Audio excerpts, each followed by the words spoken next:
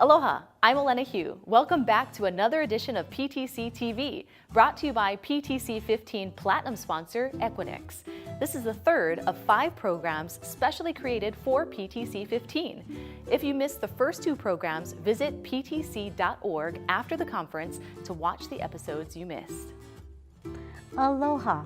I would like to take a few minutes to thank our program co-chairs, Robert Krinks, Masaaki Sakamaki, and Joe Weinman, who worked with our program committee throughout the year to bring you the variety of engaging content for this year's program. I'm very thankful for our member-elected Board of Governors and Advisory Council, along with those who serve on the working committees of the Council. Finally, a very special mahalo to the PTC'15 sponsors who make this conference possible. Thanks again to Tata Communications for being Diamond sponsor for PTC'15. Mahalo for making PTC'15 the best conference yet.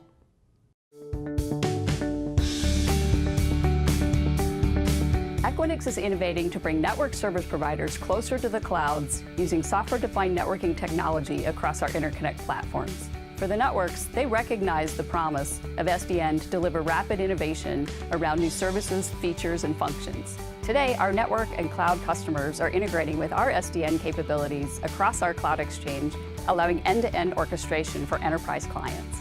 The networks establish private, high-performance connections to the cloud services they need to build sophisticated solutions.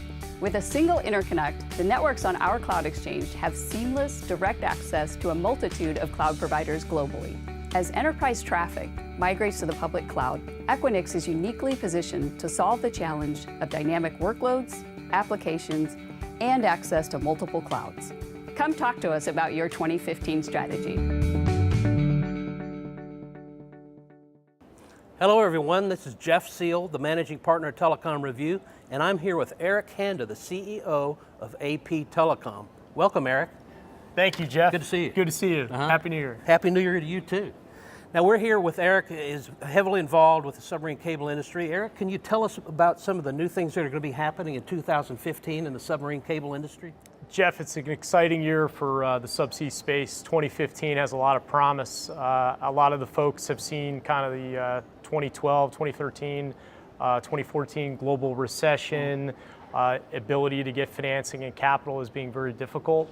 But 2015, we're seeing a lot of systems go contract in force, go CIF, all over the world. So it promises to have a lot of hope and optimism, and we're looking forward to see what happens. Good, good. Can you tell us more about some of the new systems that are coming online or soon to be coming online in 2015, 2016? Yeah, good question. So we're seeing systems from Brazil, Florida that have gone contract in force across the South Atlantic between West Africa and South America. The first cable in the history of the submarine cable industry is going to build across the South Atlantic portion, connecting Africa and South America, which is a really pioneering way to develop the Southern Hemisphere and communications in the Southern Hemisphere.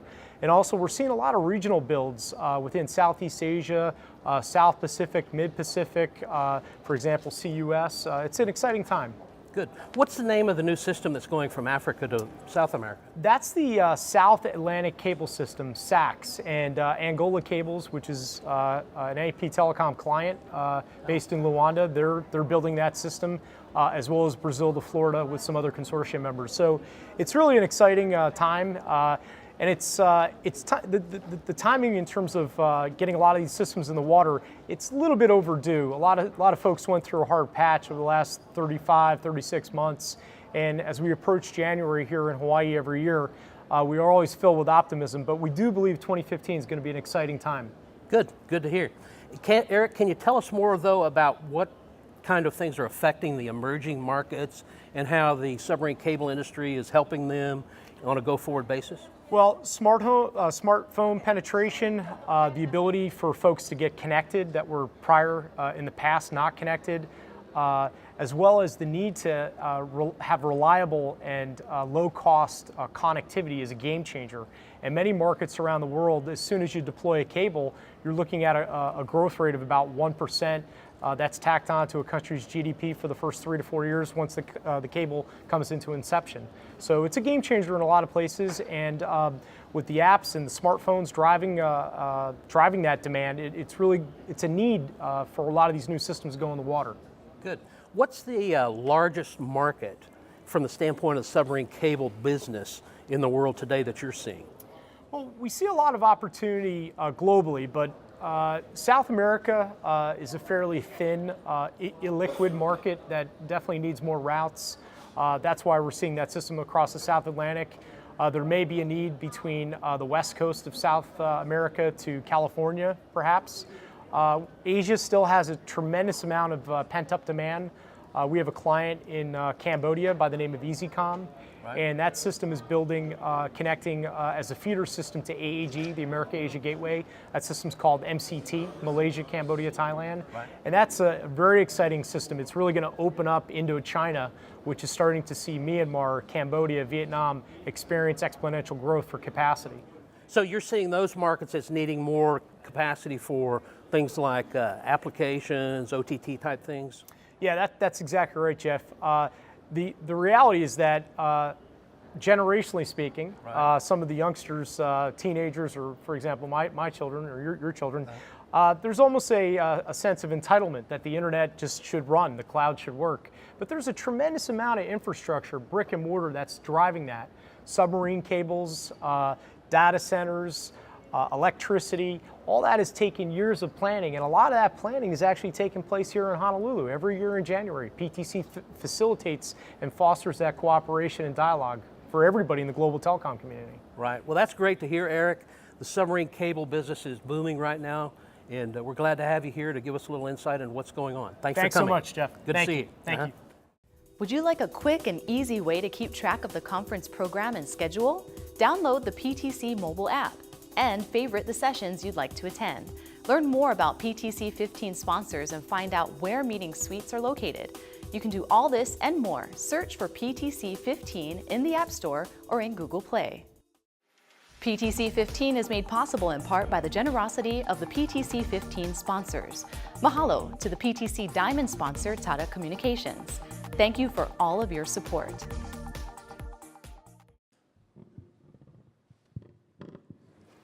Ladies and gentlemen, aloha. Okay, we can do a little better than that. I do this every year with you, so let's do a little bit better. Aloha. Perfect. Thank you very much. I am so happy that you have joined us this year for PTC'15. This is our 37th annual conference, and it is entitled Networked World. For those who are returning and for those who are new, I am sure you will find that we will have the networking environment and the conference environment that you have either heard about or that you have come to expect and experience. Countless hours of our volunteer or member volunteers have been spent on building and shaping the conference program. And I'd like to acknowledge our co-chairs, Bert Krinks, Masaaki Sakamaki, and Joe Weinman, for putting so much effort and thought and sharing their in-depth knowledge of telecommunications, the ICT industry, and technology into this conference. I also want to thank our sponsors and our diamond sponsor, Tata Communications, because I know that they have planned an awesome party for Tuesday night. Much recognition also goes to our executive leadership, the Board of Governors, and the Advisory Council for their continued support and their guidance. And most importantly, I would like to thank the members of PTC. Without you, those of you who are our members, we would have no PTC. And lastly, I'd like to especially acknowledge my friend and mentor, Richard Barber, who passed away mid last year. Please join me with a round of applause for him and for all his accomplishments and starting PTC.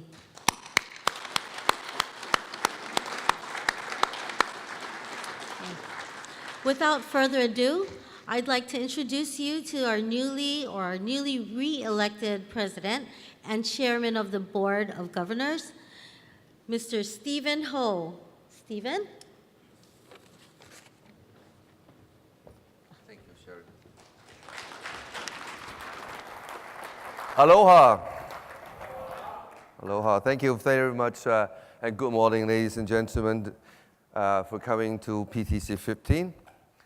This year, PTC 15 marked the 37th anniversary this year.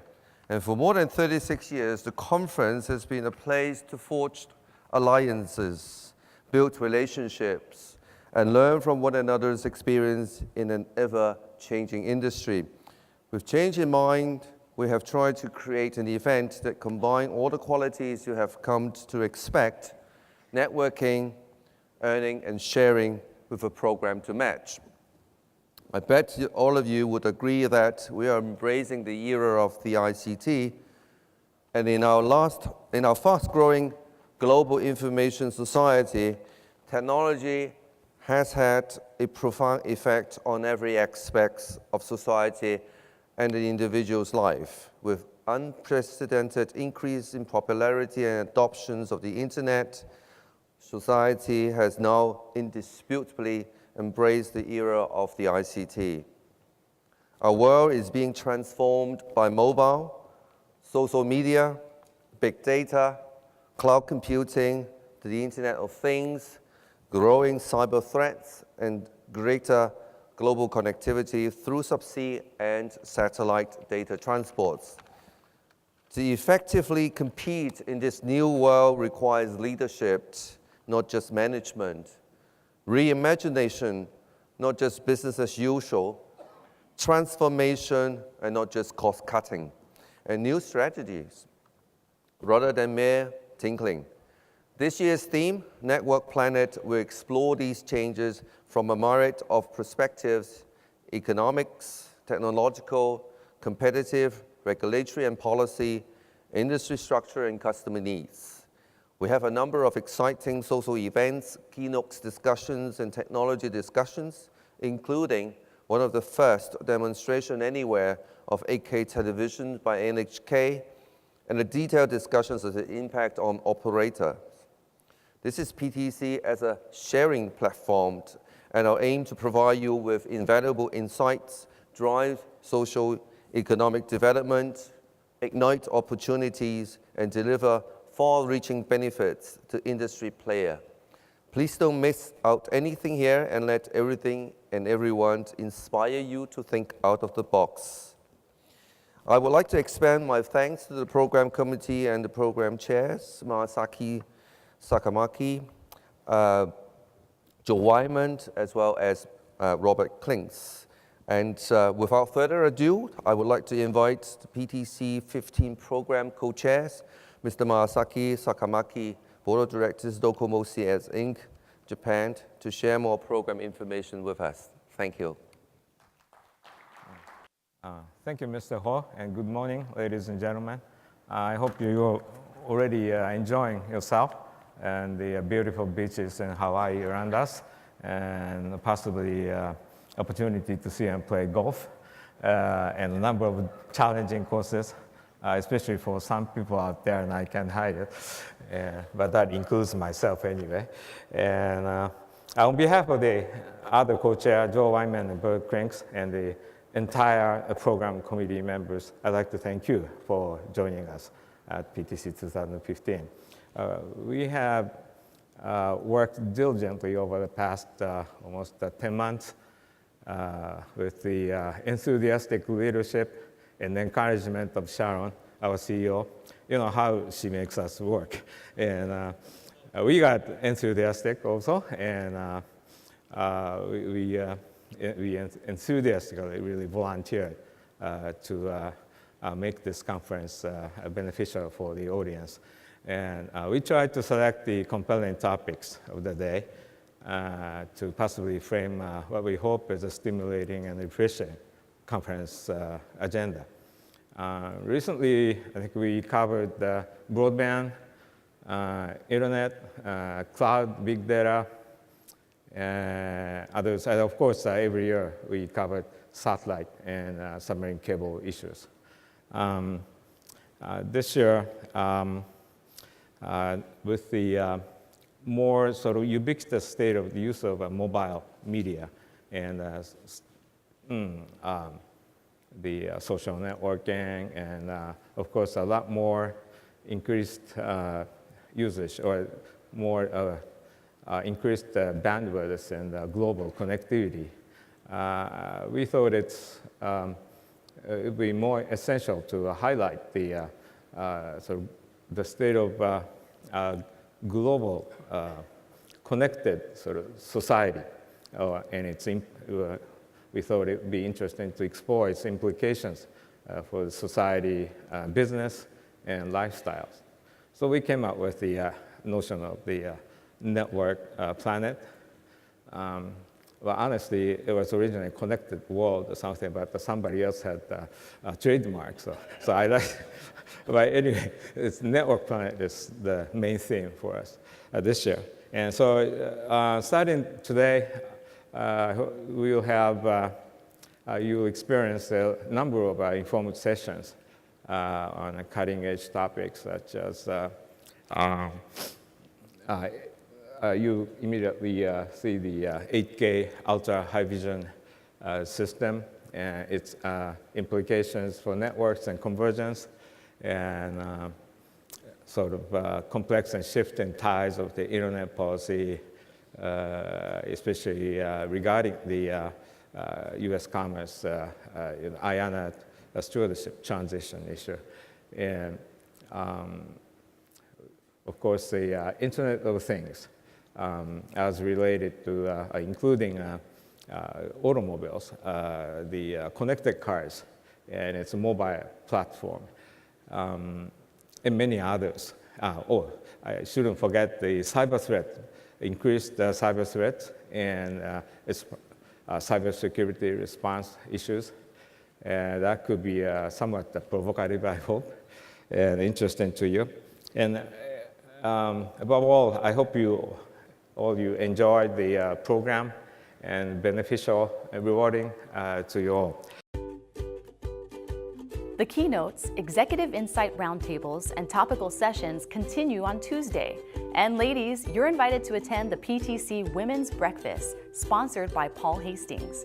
All full conference delegates and delegates holding a one-day registration pass for Tuesday are then invited to attend the Tuesday evening reception, sponsored by the PTC'15 Diamond sponsor, Tata Communications.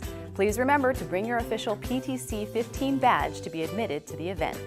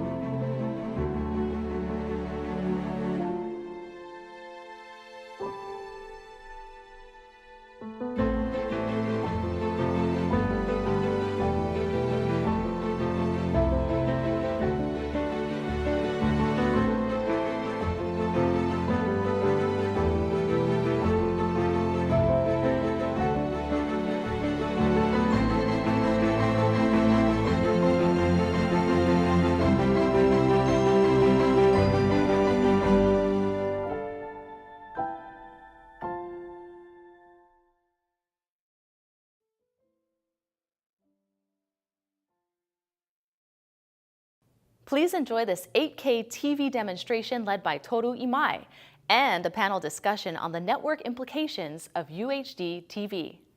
Good morning, everyone. Thank you for introducing me, Sakamaki-san. Ohayo gozaimasu. Aloha, everyone. it's a great opportunity to introduce NHK's 8K Super High Vision here. After briefly describing features and specifications of 8K Super High Vision, I'll give you a demonstration of some 8K contents from that 85-inch LCD. As you may know, an 8K image has 7,680 horizontal pixels for higher sensation of presence. But it's not the only feature of 8K. Actually, it has 3 features: more pixels, faster pixels, and better pixels. This slide compares the first feature of the number of pixels of 8K with the current 2K HD TV and the latest trendy 4K. An 8K image has 4 times as many pixels in each direction as 2K HD TV. It provides 16 times more pixels and resolution in total. Why we need such a great number of pixels? 2K HD TV is designed to watch television at a distance of 3 times of the height of the display. It makes the field of view narrow 30 degrees.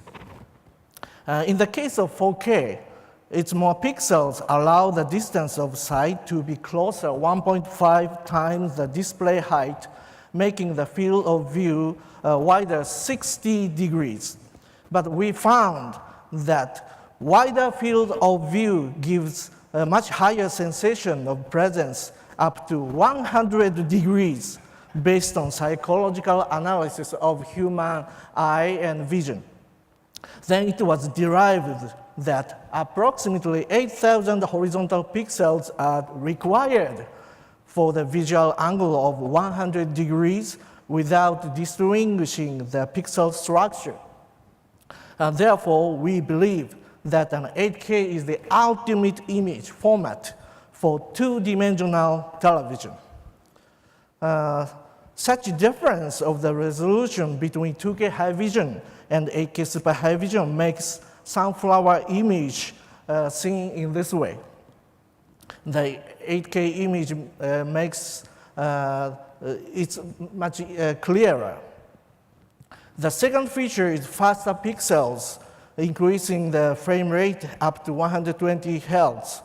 This slide compares the captured images with a quickly panning camera operating at 60 or 120 Hz. You can easily see the motion blur in the 60 Hz image is reduced in the 120 Hz image. The third feature is better pixels, in other words, the expansion of color gamut and the bit depth. This diagram plots the chromaticity coordinates of primary colors of Super High Vision and current HD TV, as well as pointers colors, which are a set of existing real surface colors. HD TV, based on the phosphor of CRT, doesn't cover all the existing colors. Advancement in display technologies allowed us to design the new wider colorimetry for Super High Vision by using the primaries on the spectral locus. This enables reproducing almost all surface colors. Besides, in order to avoid tone jump, a higher bit depth of 10 or 12 bits for each color or pixel is specified for 8K Super High Vision. Audio is also awesome. Super High Vision adopts 22.2 multi-channels for 3D surround sound system with speakers at the top, middle, and bottom layers. This sound system provides a very strong sense of presence. Okay, it's time to demonstrate 8K. But unfortunately, due to equipment restriction, here the sound is 2-channel stereo, sorry. The contents will be Carnival of Rio and FIFA World Cup in Brazil. And that monitor is 8K. but the best viewing position is very close to that monitor. So you can come closer to the monitor to get a better look and feel real potentiality of 8K. This room is too big for that monitor. Actually, if we bring that monitor in our living room, it's too big. But in this room, it looks very small. But anyway, please enjoy 8K. Good morning, everyone. I've never seen so many people interested in a demo as just then, where the whole room got sucked into the 8K experience.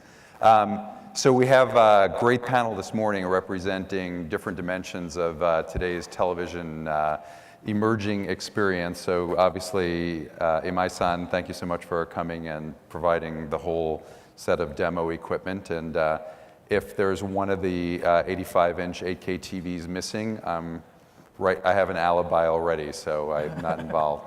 But we're also fortunate to have Dave Temkin, who's the director of network architecture for a company you may have heard of called Netflix, which last time I looked at the Sandvine data that came out a month or two ago is responsible for over a third now of the edge bandwidth during prime time hours. So basically, I could say that you're Mr. Internet for all intents and purposes, since you're the guy that does networks for Netflix, which is the biggest driver of demand.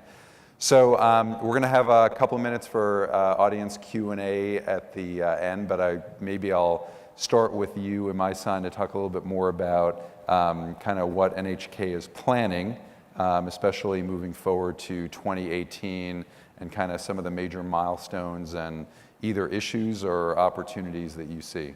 Okay. Actually, in the beginning, we plan to start 8K broadcasting, full broadcasting in year 2025. But Olympic Games comes to Tokyo in 2020. So NHK and the Japanese government wants to push 8K broadcasting before year 2020. So next year, we will start test broadcasting. 2016, it's test broadcasting. And the year of 2018, we will start full broadcasting. And I hope manufacturers get ready to sell reasonable priced 8K receivers.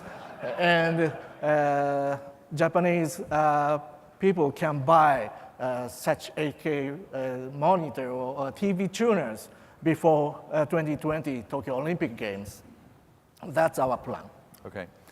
Now, Netflix obviously has made quite a name for itself in terms of radically overturning the conventional assumptions and wisdom around what entertainment and what the entertainment experience should be. I know you can't talk about future plans, but maybe you could talk a little bit about exactly what Netflix is already doing with 4K, because it may not be apparent to everyone. Sure. So today, we are obviously pushing, we've been pushing the envelope for a decade at this point, but today we are actively delivering 4K content. Our original House of Cards was shot to be displayed in 4K. Those of you who have seen it will recognize the iconic opening sequence of it, and of note, will note that had to be reshot for 4K while everything else was great, that one thing, because it's so dark. The scenery is very David Fincher-esque, and so it didn't look very good the first time they tried to upscale it. As well as other content that we're buying. Breaking Bad, for example, on the service is also in 4K, and it looks phenomenal. We actually used Breaking Bad to show off HD when we first started launching HD service when we got the first season, because it looked great there, and then in 4K it just blows everyone away. The biggest challenge we have is getting content in 4K. Not only basically stuff that was shot on film. If the film is in good condition, in theory, you can master it into 4K and potentially even into 8K. However, we had this long period in the middle, in the late 80s into the 90s and the early 2000s, where things were shot digitally, and you're at the mercy of whatever bit rate it was shot at. And if you think about the uncompressed bit rate of 8K, which I believe is 144 gigabits a second, no one was shooting and storing that in 1996. So there's just content that's probably never going to be, existing content that's never going to be 4K or 8K. But obviously, we'll continue to look and evaluate when it becomes practical, for us to be able to deliver 8K. We're going to continue to buy content in 4K. We've led the pack in development of HEVC, which is used for both. So we certainly think that we're well positioned to continue doing that. So since you brought up bitrate, maybe we could talk about that for a second. So the usual planning numbers I've heard are 5 to 7 megabits per second for standard HD TV at 30 frames per second, 1080p. What does Netflix assume about the bandwidth required and any other interesting characteristics like, I don't know, jitter, but let's say primarily bandwidth for 4K transmission? Sure. So 4K, we actually have 2 bit rates that we use for it. A lower quality 4K at 16 megabit and a higher quality at 20 megabit. And again, that comes from the work we've done on HEVC to optimize it.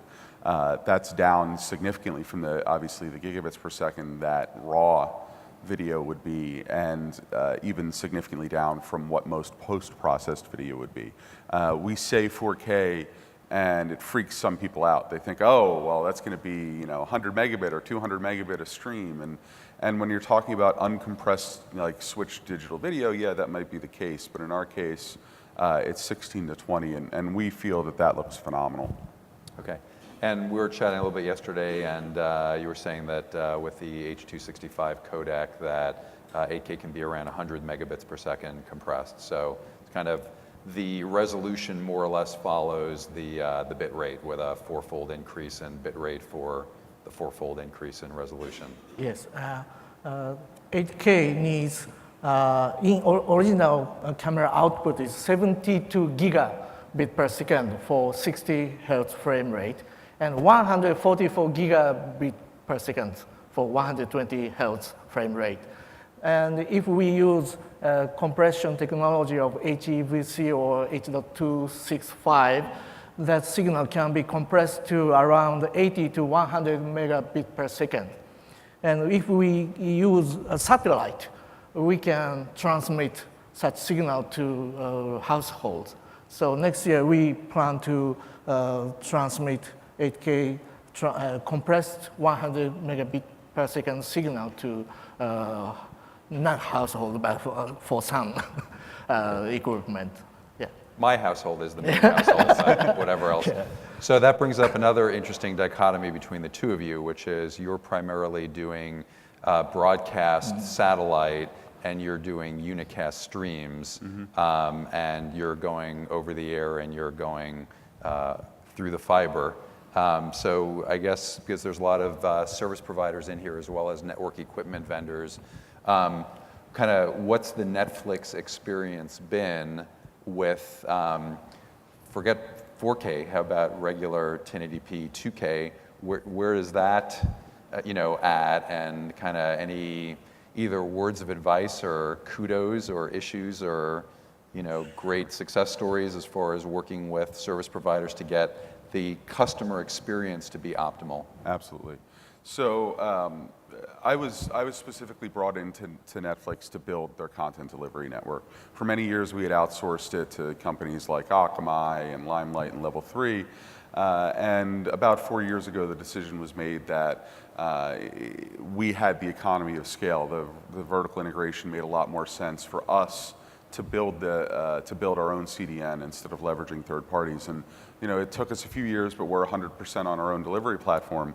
As most of you have probably seen, those in our industry at least have seen, we release a monthly ranking of the ISPs who deliver our traffic. And the numbers on there look small, right? You see 3.5 megabit, 4 megabit, 5 megabit, whatever.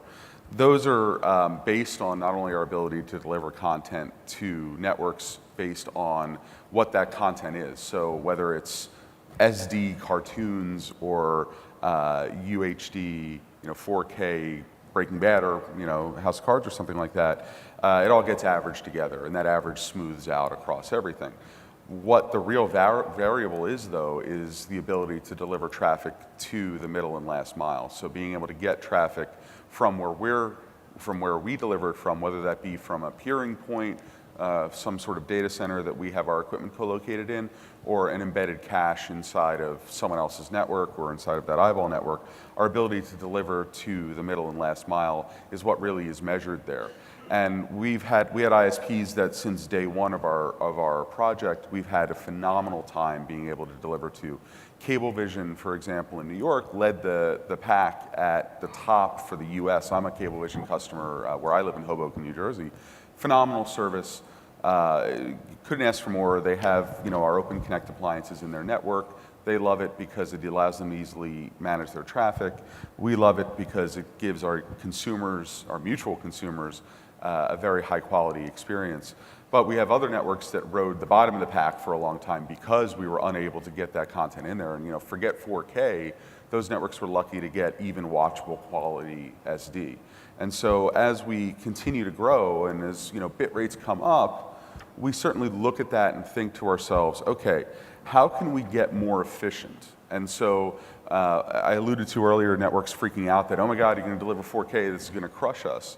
We spend a lot of time and money and effort on improving the protocols for delivering to that last mile. Like I said, HEVCs, H.264, 265, basically getting to the point where we can get that bit rate down. And when we got to the point where we liked the encode that we had for 4K, we even extended that down and re-encoded the entire rest of our library in order to get a bit rate savings because we were able to get an equivalent quality at less bits on the wire.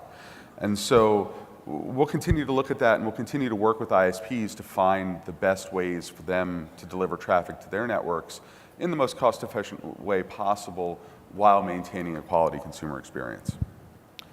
So I'd like to come back to you a little bit on some of that, but I'd actually like to talk a little bit about ecosystem because obviously everything has to work together. You've got to have the video capture devices, right? Video cameras, and I guess the sound. I don't know how you get 22 microphones onto a movie set, but I guess there's a way to do that. So you've got to have that. You've got to have the storage. You've got to have the storage, either SAN or direct write to SSD, whatever bandwidth. Then you've got to have the, all the transcoding that Netflix does to reach multiple devices. You've got to have the broadcast radio technology. What's the strategy, not so much from a technology perspective, but from a massive cultural transformation perspective, where you've got to get the receivers in every household or business. You've got to do this whole thing end to end. Like what is NHK doing about that? Okay, as a broadcaster, we are researching and developing cameras and storage using SSD, and we of course we need switches, OB bands, and of course transmitters and receivers. And we jointly research and develop with manufacturers, and we ask them to get together. And finally, the receivers is consumer electronics issue. So we hope manufacturers make such a 8K receivers in a reasonable price. So in Japan, we have a consortium to push 8K ecosystem, combining with, we are public broadcasters, and of course, public broadcasters join us, and Japanese government pushes that consortium, and manufacturers of production side and receiver side, all the companies in Japan get together to push 8K.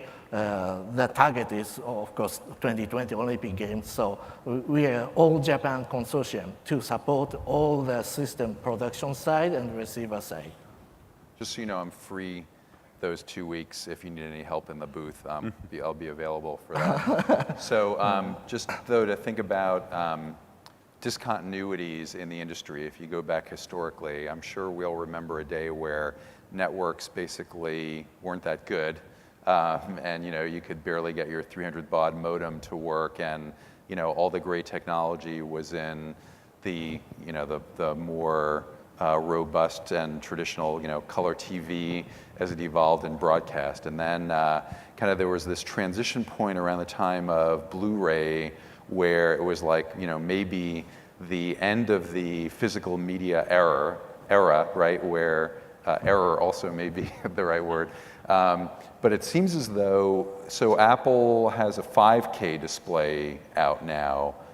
Are we looking at a complete transformation of the standard world that we've been used to with broadcasters and content producers that are like the official Hollywood studio that are producing for Samsung 75-inch TVs or Panasonics, to a new era where, the Nokia Lumia is like 45 megapixels, so presumably with faster processors as far as the CCD image capture, you don't need a fancy Astro 8K camera. It's just the camera's in your pocket, and 8K is just an app that you download for free, and then you can watch it on the cinema display or a, Oculus Rift device or whatever. So do you all see any potential roadblocks or disruptions where kind of while there's a linear evolution, there's this other stuff that's coming in from the side that could put a monkey wrench in things?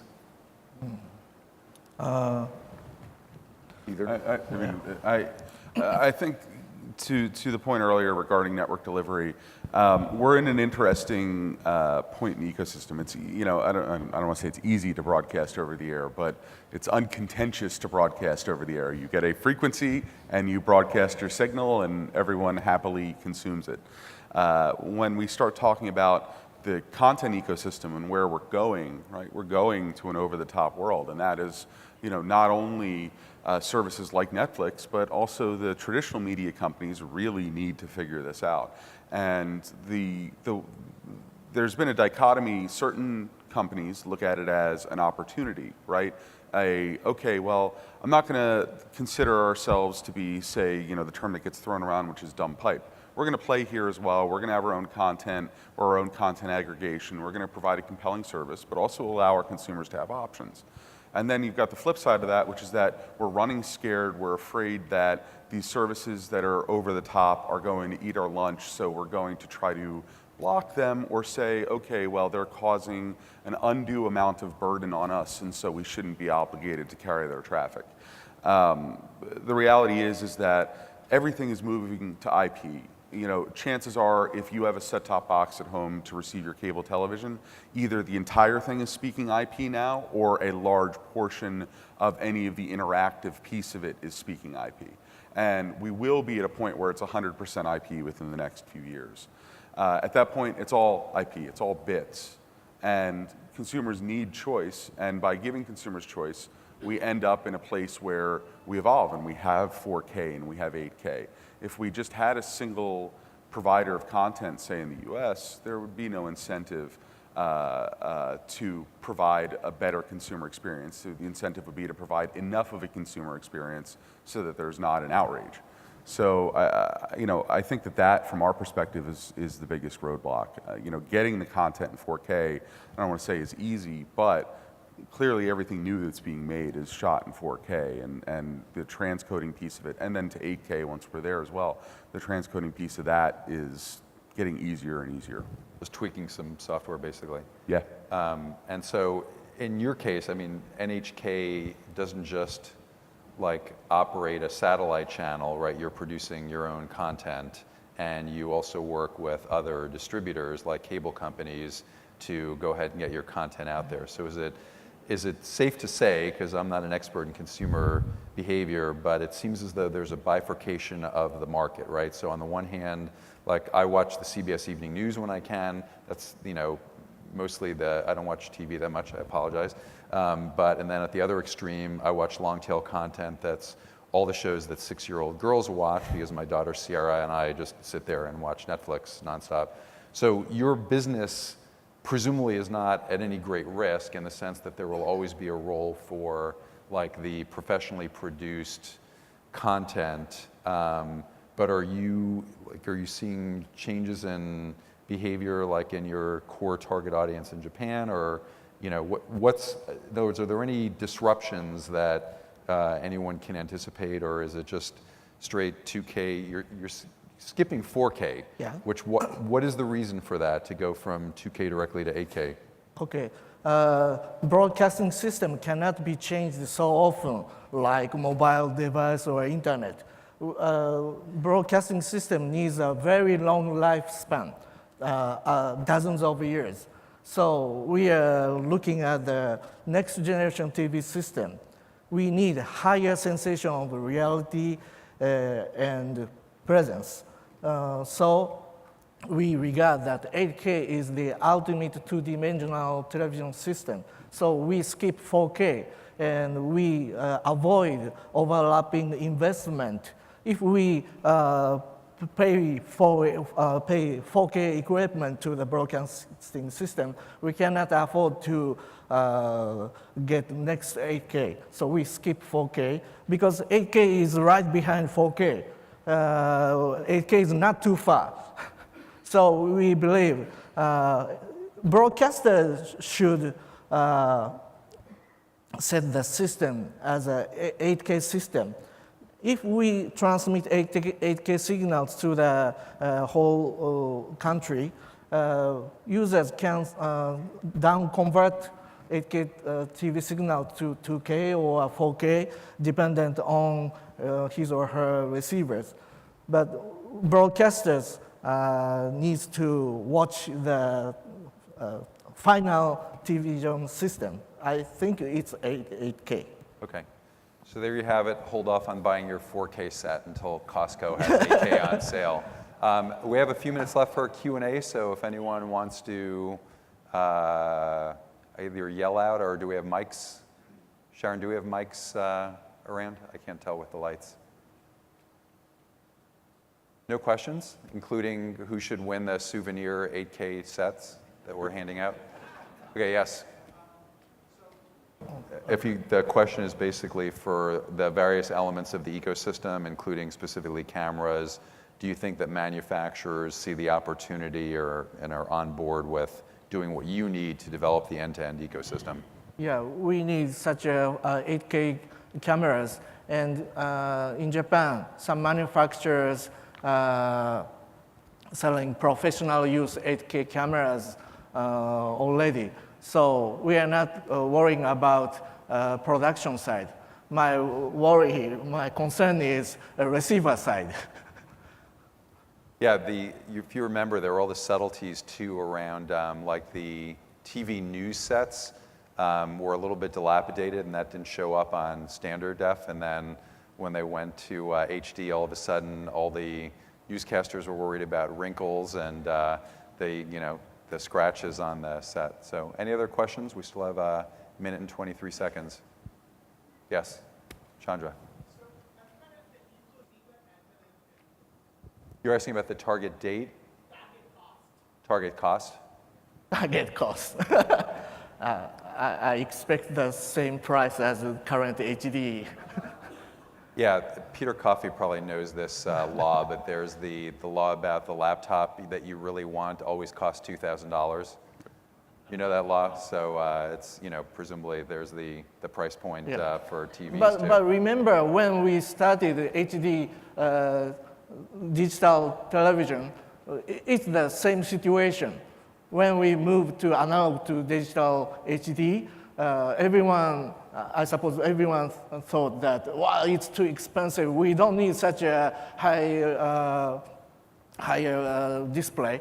But my wife says also same thing. But once my wife gets the HD TV, that's what I wanted, she says. So it happens same thing in 8K TV. That's a whole other can of words, right? The spouse wants the new couch, and the other gender spouse wants the big TV. So we're out of time, but I want to put in a plug because NHK has gone to a lot of trouble, and they ship these very expensive display systems and TVs here for your benefit to be able to see. So 2 o'clock, 3 o'clock, and 4 o'clock today, and 1 o'clock, 2 o'clock, 3 o'clock, and 4 o'clock tomorrow.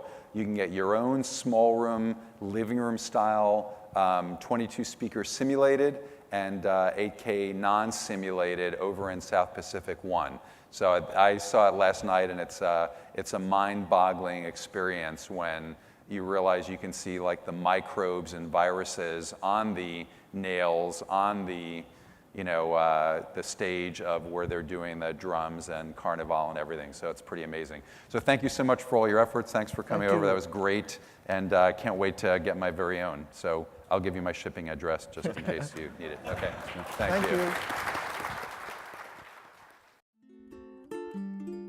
A very special mahalo to the 2014 PTC Board of Governors for their year-round leadership and support.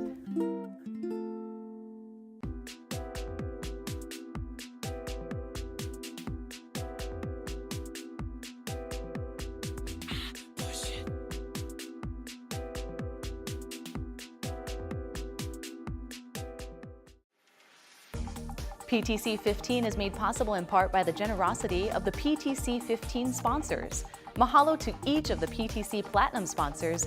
Thank you for all of your support.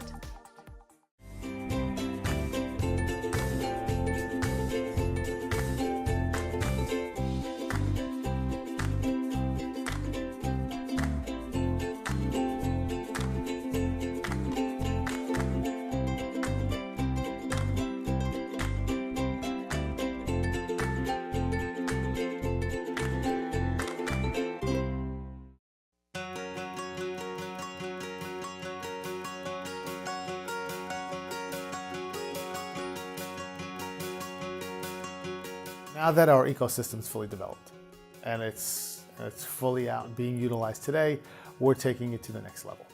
And establishing our colocation product as a full-service colocation offering is critical. Now that we have a backbone in place with the optimal, robust connectivity options available, our colocation services can now be introduced. So we'll be focusing on bringing out a full-service colocation market across our entire portfolio.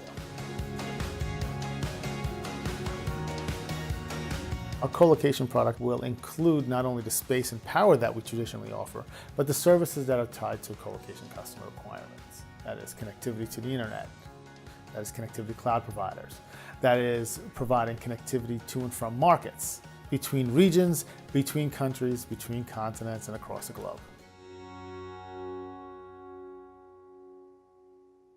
Now let's watch an interview about the myths of cybersecurity with Niels Pullman. Hi everyone, I wanted to introduce myself, Robert Krinks from 89 Degree Networks, and today we've got a little interview with Niels Pullman, who is a co-founder and member of the Cloud Security Alliance. So I'd like to welcome you and just kind of start off, give us a little bit more background, how you got into the cloud security business. Or how I got into the security business first, Yes. because there was no cloud when I started in the security world. I've ran security for many different companies, smaller companies, Fortune 500s.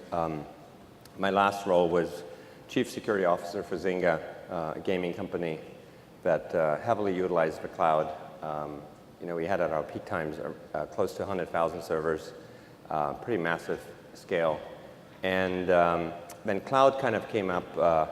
A friend of mine, Jim Reeves, and we kind of discussed that it would be kind of nice for once to actually build security into new types of technology rather than bolt it on later. So we said, let's start out with a crazy idea, get lots of volunteers together, and see what we can do. And 6 years later, it's a group that is still run by volunteers, over 50,000 followers around the world, and has produced good and free guidance around security in the cloud world. And even ISO has now taken on some of the guidance for their work. So I was actually reading in a recent interview with the FBI director. He said there are basically two kinds of companies: those that have been hacked and those that don't know they've been hacked. So I'm assuming, as this applies to most big telecoms or into cloud service providers, do you think that they all are falling into this two-category scenario, hacked or not knowing that they've been hacked? Well, I'm glad that a public official finally voiced what I think folks in the security industry always kind of knew or exchanged privately. Whenever I have met companies that ask me to help them around security and they tell me, well, we want to get better, but nothing to worry about it, nothing ever happened here, then I really start to worry. So in a way, it's true. And I think we need to look at security more like healthcare, where there is no person that is perfectly healthy. It's just a matter of when you get so sick that you need help. And I think we are getting into an area in security where everyone will have security issues. It's just when do they go above a certain threshold that it damages the company, the consumer, or other bad things that we all don't want to happen. Now, are there any specific strategies that you're trying to recommend to big companies right now? Yeah, my big theme is think holistically. So we went through about 10 years in the security industry where everything was, FUD, fear, uncertainty, and doubt, and everyone was after protecting against the latest threat and the latest, highly creative malware. And I think what we learned is that just doesn't work. It doesn't scale, right? You will end up like the hamster in the wheel. It just ends up spinning faster and faster.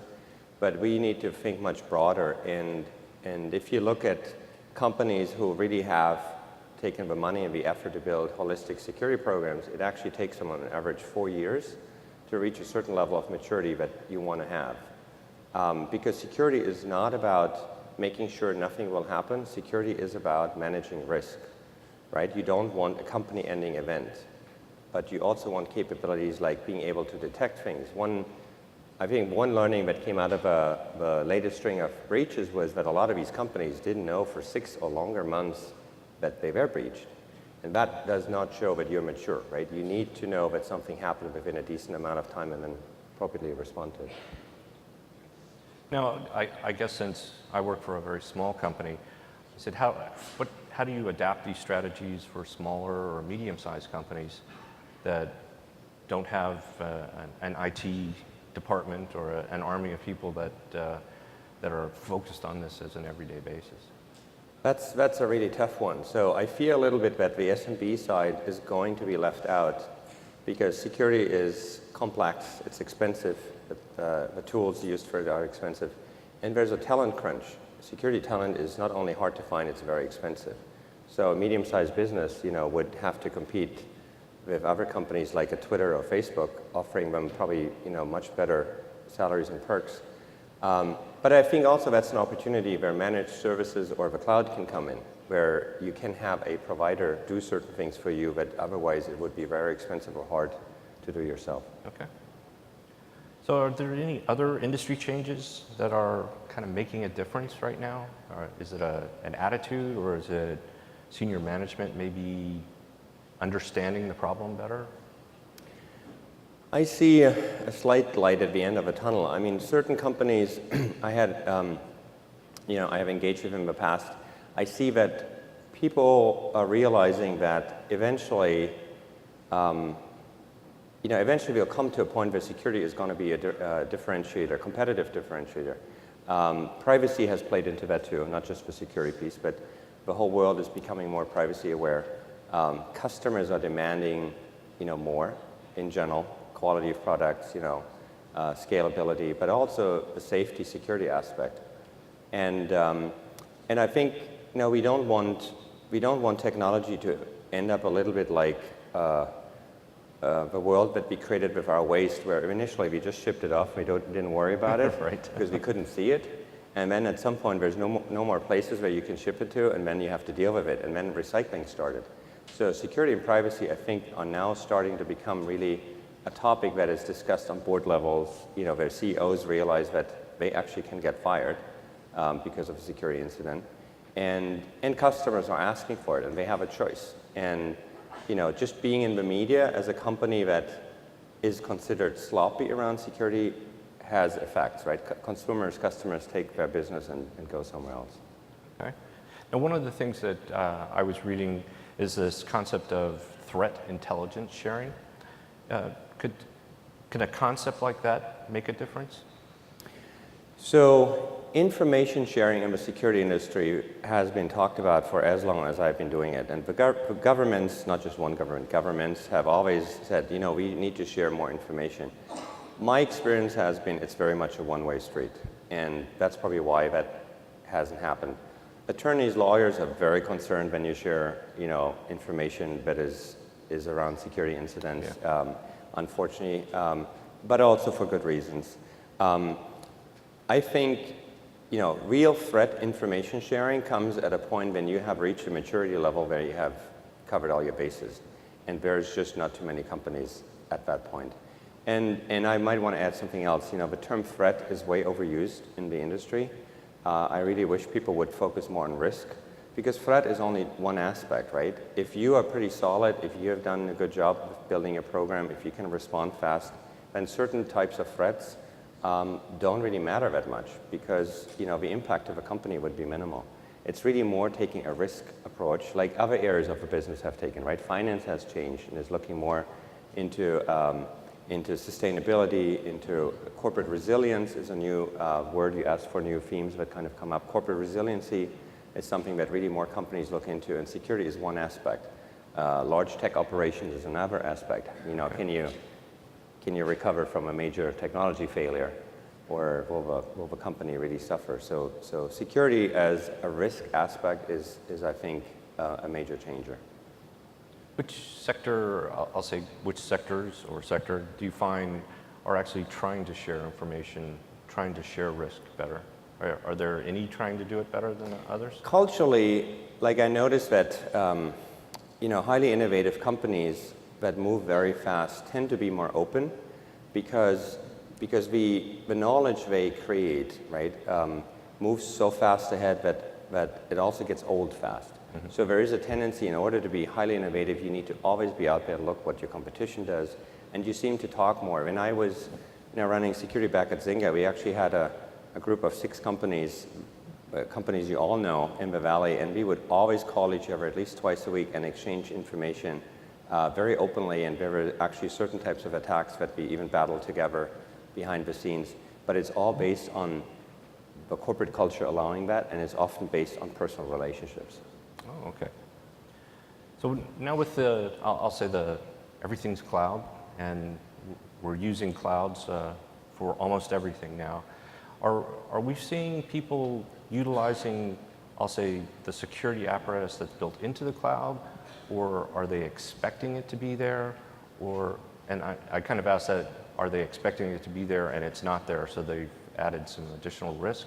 How is the cloud really helping on in handling the risk in dealing with cybersecurity?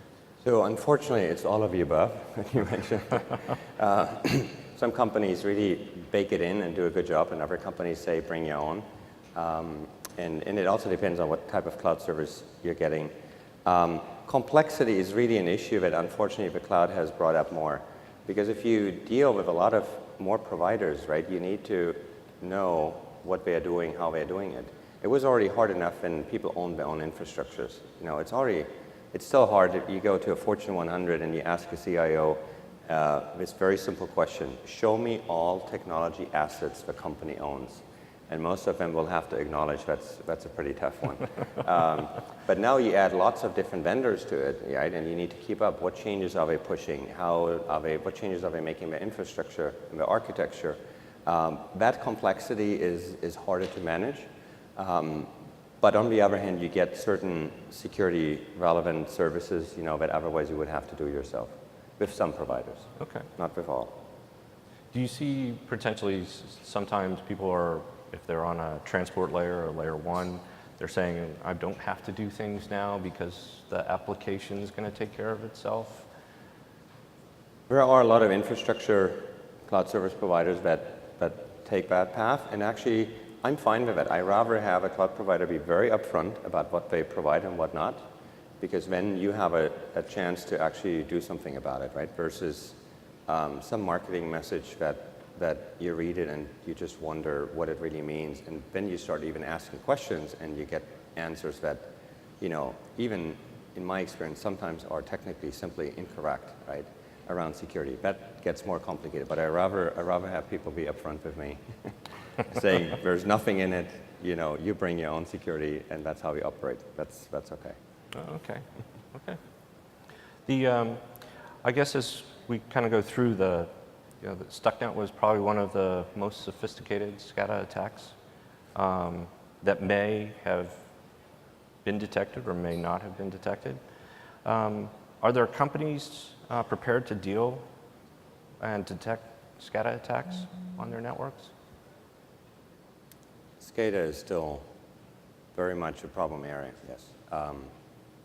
From my contacts on both sides, you know, private sector and government, it still concerns a lot of people.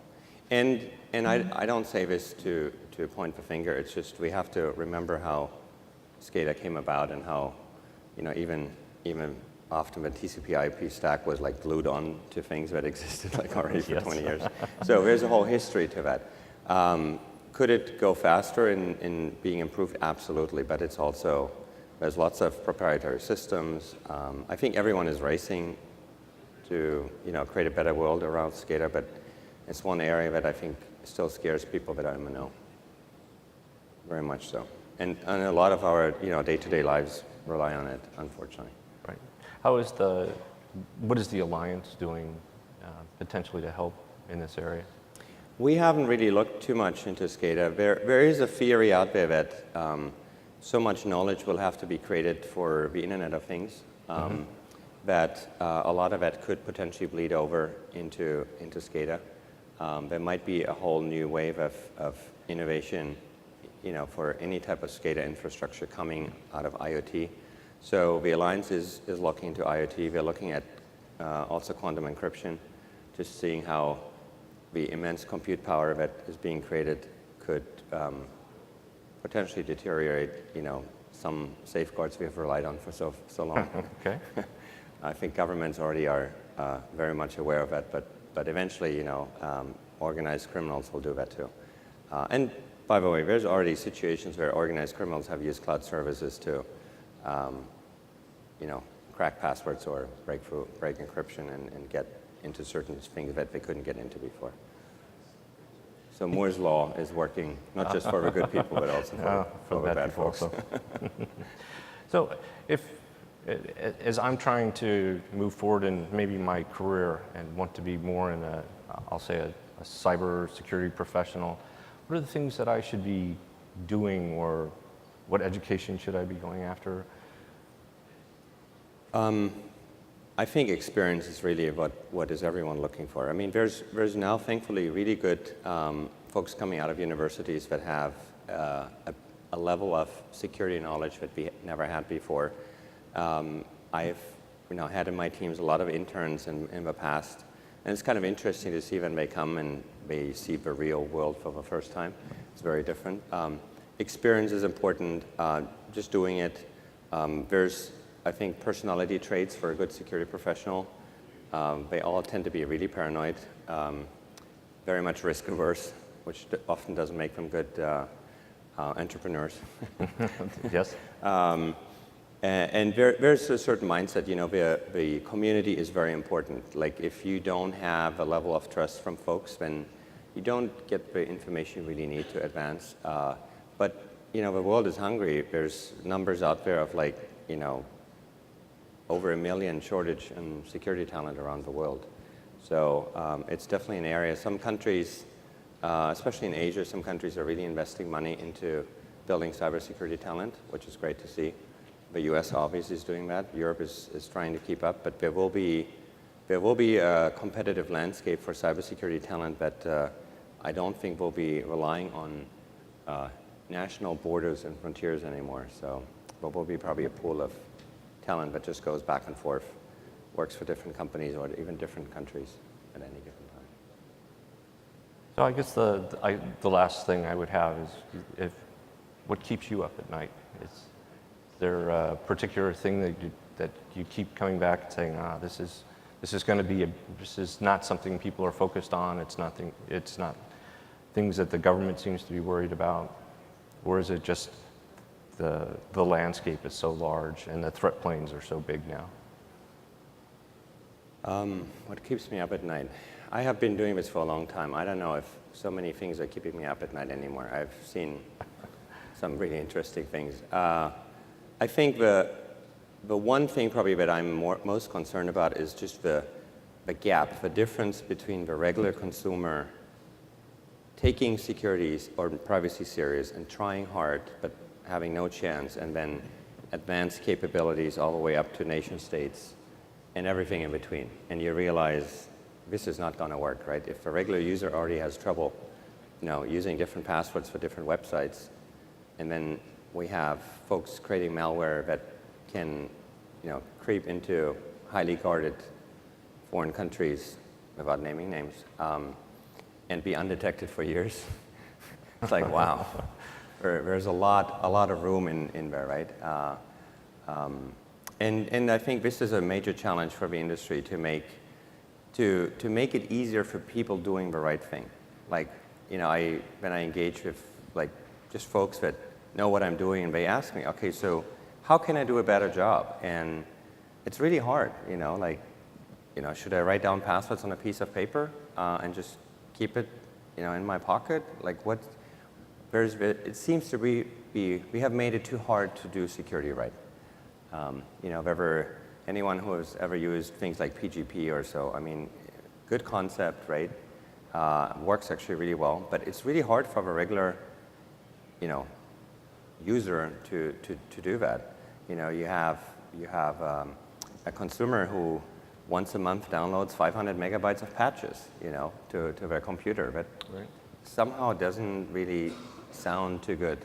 If you think like your machine is so broken that you need to download so much stuff just to keep it up to date. Like you haven't done a good job about making it easy for people to do it right.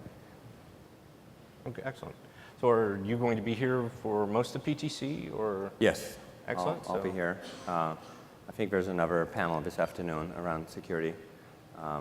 Very excited that the group is coming together and looking in all aspects, but also security, and that it's becoming hopefully ongoing an important topic for this conference. Because you can build the most beautiful infrastructures networks, but it takes one smart guy that finds that thing you forgot, and it's all going down. So it's an important aspect. Excellent. So I think that's what I had. I'm not sure if there's a question in the audience. We'd probably have room for one. Joe? Yeah, I'm just curious, Niels, what your assessment is of root cause, because basically I don't trust any of this stuff ever in any way, and so when there are things like sort of data breaches or even ransomware, I'm just like, okay, well, to be expected. But as we move into this new era, so talking about the SCADA issues, there was just a steel mill where it was a very simple hack to get in and basically kill the software off switch so the blast furnace stayed on and basically burnt down the entire factory. But the thing that worries me in particular is, everyone seems to be very excited about self-driving cars, and you can just picture ransomware where you're doing 80 down the highway and someone takes control of your car, and then it's like, okay, no amount is too high to pay for that. So where does the fault lie? Is it the system vendors that just don't build reliable software? Is it theoretical issues like the halting problem that you just can't validate, or proving program correctness, or is it poor organizational attention or economics or legal framework, or all of the above? How do we, like, I don't think this is ever solvable. I don't think that, 2 years from now we'll say, oh, remember when security used to be an issue. So, but what can be done, if anything, to at least help things be made more secure, especially as, now it's not just about cyberspace, you're starting to get intrusions into reality, and Stuxnet and other related attacks are just examples of, the first wave of that.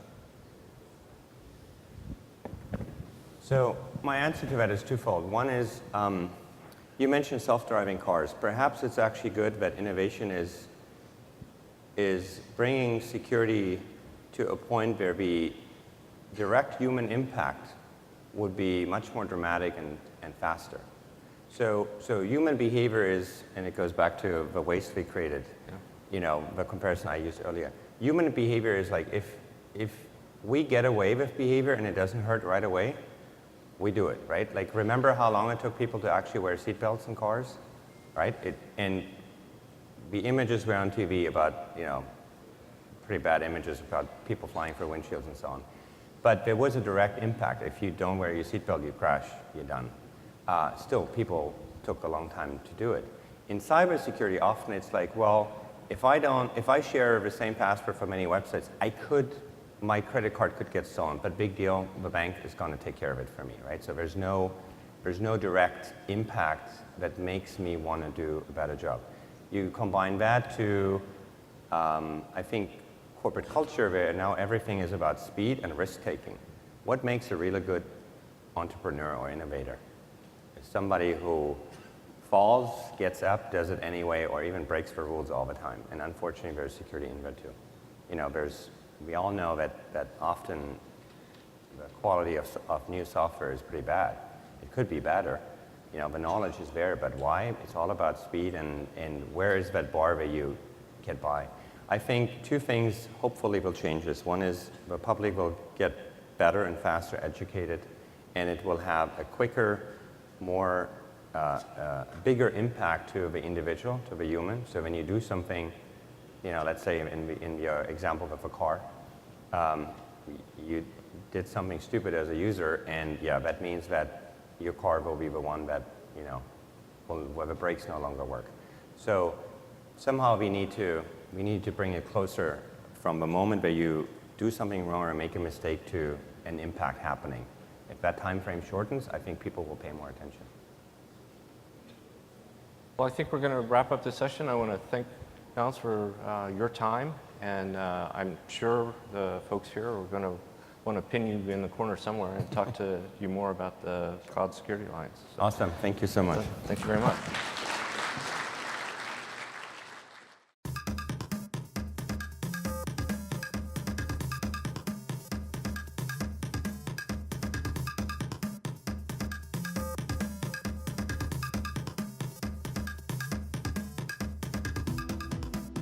Visit the PTC Pavilion and meet with the PTC'15 exhibitors to learn about the latest in systems, products, and services. The exhibits are located in the PTC Pavilion in Coral Ballrooms 4 and 5 of the Mid-Pacific Conference Center.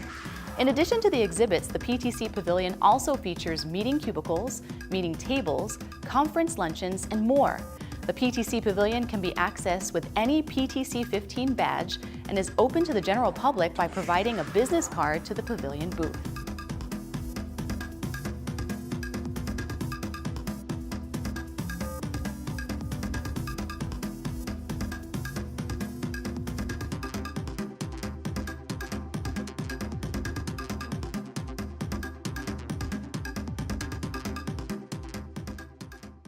So when we talk about the agility gap, it's the difference between networks that were built, say, 10, 15 years ago, where things tend to be very static. They're provisioned, they're left in place, you can't really do much with it. That's a very difficult network architecture to use in today's world, where speed, velocity, time to provision, that's really the differentiator out there. Service providers, network operators really want a network that's far more real-time, far more agile. Ciena developed agility, which is a combination of the SDN controllers as well as the network level applications, to really give our customers the ability to go in and program their networks to take on whatever shape their business needs to be.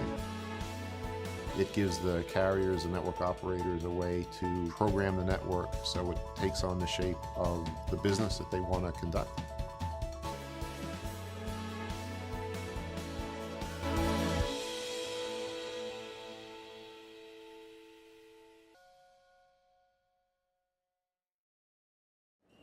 Hi, I'm Gary Kim, and I'm here with Bill Barney, the CEO of Global Cloud Exchange, and no stranger to PTC at all. Not at Glad to see that you're back, and glad to see you're causing trouble again. Well, it's good to be back with you, Gary. It's always fun to be here in the warm weather. Yeah. Now, for the last several years, we've been hearing about cloud, cloud, cloud, and especially from the lips of people who are really big in what we used to call the bandwidth business. Yeah. Why is that? I think cloud, its number one component in its architecture is fiber. And so if you're in the fiber space, it's a great time to be here. And I think the last few years when we come to these conferences, everything's been mobile. Everything's been wireless. And I think you're seeing a shift now with big data back to the reality that you need big pipes around the world. And so guys like us love this space. And it's a lot like what we were seeing in the late 90s, early 2000s. When you Don't saw say that. No, I think this is different. This is different. But I think reality is we're back to sort of one of those explosive growth phases that we saw like in the late 90s. Mm-hmm. Now, obviously, content and video is really driving demand on those pipes. But the way we do computing has changed. How does that contribute? Well, I think what's happened is the advent of virtualization has really moved computing to where enterprises no longer build data centers. They rent data centers, right? So, and enterprises no longer put in an office, they don't have raised floor. They actually use somebody else's raised floor, a mile away. And I think this is really the change that we're seeing right now in terms of the economies of scale that they get in the compute space, and our sector now participating in that, which is, we never really participated in the compute industry. Mm-hmm. We're now in the computer industry. We're in the software industry. I mean, that's why you're seeing growth. It's because we're capitalizing on other markets that are very, very large, and we're now software companies, we're now computer companies. And I think this is a big change, I think, for telecom companies. Now, with that change is going to come a increase in the addressable market, and I'm guessing it's a pretty big change. How do you evaluate that? I think it's phenomenal. I think, but there's going to be losers and there's going to be winners in this. I mean, I think if you don't play in that space, you lose. So if you don't really have a cloud strategy today, you're going to struggle in the next 5 years, because I think the market is changing very, very quickly. Wide area networks are changing very, very quickly. And if you actually don't get in line with things and you don't have a software-defined network strategy, you're dead. So I think it's an interesting space. I think there's going to be some great winners and some great losers in this. Mm-hmm. So devices like smartphones, I use Chromebooks all the time. So every time I put keystrokes down, they're traversing the network to a remote server. So I don't even have my bits traversing to my hard drive. They go right out in the cloud immediately. Is that the sort of thing we're talking about? Yeah. Well, I mean, the cool thing is a nice middle class guy. Aside from that. Yeah, but think about the billion Indians, the billion Chinese that never could afford compute power because it was too expensive. It was too far. It was a bridge too far.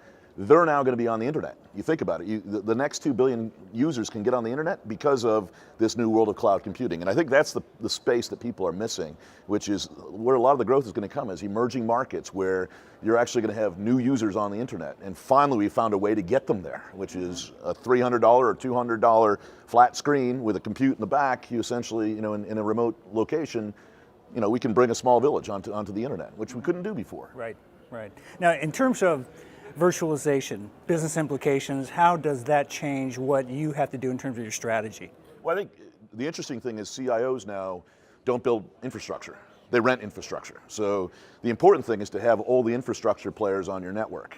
In the past, it used to be, I'm going to be a data center provider, and I'm going to play in that space and have a network. What's important now is to have all the virtualized guys on your network. And that's the most important thing, to have that ecosystem connected to. It's no longer as important to own the end infrastructure, so to own the data centers or the POPs. The key thing is actually to be connected to everybody. And that's a very, very big change, I think, for telcos, because we like to be infrastructure players, and the stuff at the endpoints is not going to be us. It's going to be somebody else. And I think that's the thing that we've got to get used to, because those guys are faster, more nimble, and they're going to play in that space, and we're going to be a transport mechanism. And we're going to make a lot of money doing it, but it's going to be, it's a different world we're going to. Yeah. So my last question is, does it matter where on your network all these servers and all these enterprise customers are located? Is it better if they're co-located in close together, or can they be at opposite ends of your transoceanic network? I think what cloud does is it globalizes the compute industry, and there's guys like Amazon and Microsoft that are playing there. But I think you're going to come back here in this forum in 5 years, and you're going to see 25 or 30 other players in that space. And I think the interesting thing about the model is there's no barriers to entry, okay? Anyone can come into this new virtual world. It's a software-defined network, so it's building software and applications, which is no one has ownership of that. The reality is that this is going to be the new age of entrepreneurs, new concepts coming up very, very quickly. So I think we're going to see a nice, fun year, 4 or 5 years here, where we're actually going to see a nice growth path and a new internet. When we start talking about it, it won't be cloud in 5 years. It'll be a new internet that we're going to talk about. So it's an exciting time. I think we're probably in one of the funnest periods that we're going to see in this industry for a long time. Bill, thanks very much. Thanks, Always Gary. appreciate hearing from you. It's good to hear from you. And thanks for watching. Join us for the Tuesday evening reception, sponsored by PTC'15 Diamond sponsor, Tata Communications. All full conference delegates and delegates holding a one-day registration pass for Tuesday are invited to attend the Tuesday evening reception. The reception starts at 6:30 p.m. and will take place at the Super Pool at the Hilton Hawaiian Village Waikiki Beach Resort. A valid badge is required to attend the Tuesday evening reception, so please remember to bring your badge with you. Visit South Pacific 1 on Monday or Tuesday afternoon to see the future of TV, the revolutionary 8K Super High Vision TV. These demonstrations will start on the hour in the afternoon and are open to the public. Please visit ptc.org/8KTV for more information. Are you plugged into social media? Then join the conversation online. Follow PT Council on Twitter and use the PTC hashtag #PTC'15. You can also like Pacific Telecommunications Council on Facebook. Our world is becoming more digital every day. The cloud, it's changing the way we do business. As digital information sharing continues to grow at an exponential rate, businesses are challenged to push the limits of innovation. In the face of rapid cloud adoption, businesses need a platform that's strong, smart, intuitive, and responsive to constantly evolving needs. Global Cloud Exchange is not just a telecom services provider. We are a living, breathing cloud ecosystem. Our infrastructure spans the globe, including one of the world's largest subsea cable and terrestrial networks. Complete ownership and control over our networks means delivering flexible and scalable solutions. We are building a technology company that sits at the crossroads of where the future clouds will migrate. We're more than just a provider. We're a partner. When you work with us, the world is wide open and the opportunities are limitless. In this keynote, David Lassner leads a distinguished panel in a discussion on the policy challenges of the ever-changing world of telecommunications. Thank you, everyone. We have the cast of thousands here, and I'm delighted to have everyone able to join us. My name is David Lassner from the University of Hawaii, and this session is Policy and Governance, What Actually Matters. Our guests are Kiyoshi Mori, who is the Director General of International Affairs of the Ministry of Internal Affairs and Communications, or MIC, in Japan. My friend Jun Murai, Dean Professor, sometimes called Father of the Internet in Japan, at Keio University in Japan. Tricia Paoletta, who is currently a partner at Harris, Wiltshire, and Grannis in Washington, D.C.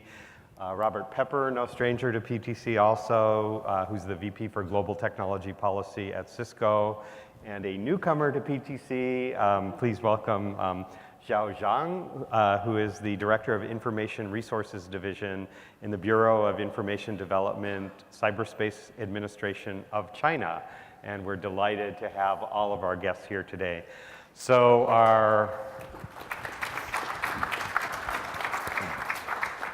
for this session, we have no prepared presentations. We have a set of questions that we thought would draw out perspectives, particularly from the diversity of countries and experiences of our panelists.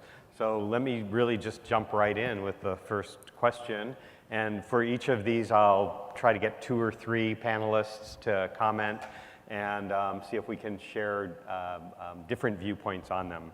So generally speaking, how do the US, Japan, and China promote the use of ICTs and coordinate, deregulate, or control the possible outcomes brought by the use of ICTs? And maybe I'll ask, yeah, please, Mr. Mori. Thank you very much. I used to be the energy negotiator in the government. What the difference between ICT and energy is that in the ICT, policy coordination, policy subjects have been changing faster and more drastically than that of energy, with the increasing change of technologies and business practices. Then policy making in the ICT should be flexible and at the same time tolerant to the changing of policy subjects. Therefore, what is kept in mind for the policymakers is to, I think, seek for simplicity. Back to Russell-san's questions, regulations. We are trying to make the best effort under the scheme of economic special zones under the Abenomics. The policy framework itself is very simple, but hard to be executed. But we have a strong leadership right now, so we would like to do it successfully. Thank you. Thank you. And maybe Zhang? Thank you. Good morning. Good noon. And I think we have something very similar, like to promote infrastructure and policies and to help SMEs and some deregulations. But we all have something very different because it depends on different conditions in each country. And in China, such as we have some different backgrounds, like the first one is we have a huge market. We have 1.3 billion people. That means the consumption is strong. And the second is it's an agricultural country. We are in the urbanization process. There will be a lot of new towns, new cities, so smart cities, so it's important in China. And there are also, so what it means to us is that there will be a lot of potential possibilities. You must be more tolerant. You don't know what happened tomorrow, but you should let the vertical supervision do something more participatory. And it's from bottom to up and together with from the top to the bottom, participatory policy making. So much more involved and be tolerant. Thank you. And maybe Tricia, perspective from Sure, I'd be delighted. Thank you, David. The Beltway. Yeah, the remarks remind me of back in the days when we were at the FCC, Pepper and I, and after Clinton was elected, and talking about promoting the global information infrastructure and national information infrastructure, and so it is important to have a national vision. I'd say that there's also some key participatory principles that are critical, and they are constant, whether you're promoting ICT or anything else, and that is a participatory government process, an open discussion. In the United States, we have a requirement under our laws that proposed rules must be published, that there must be a comment on the record, and I think regardless of what you're trying to promote, those are still great principles, and clearly they've had an effect as we've seen over the last couple decades. Thank you. Next, something that I know we had a session on yesterday, but I'm told the room was not as full as this one. We want to ask a little bit about the transition of the stewardship of IANA from the U.S. Department of Commerce. And maybe I'll start with Jun Murai. Okay. Well, IANA transition actually on the internet operations space, then it was kind of defined like a long time ago, like 15 years ago. Then when we started in a year a little bit before the year 2000, then we started the ICANN, and then well, it was long before that. I mean, it's a historical contract, is a sources of a contract of the U.S. Department of Commerce and the IANA things, and then it's a transition things was when the ICANN started. Then we planned anyway for a long time, and then finally it's time is come, and then it's a moving. But the one thing I'd like to mention about the transition discussion these days is that the IANA is a name and the protocol numbers and the address space, right?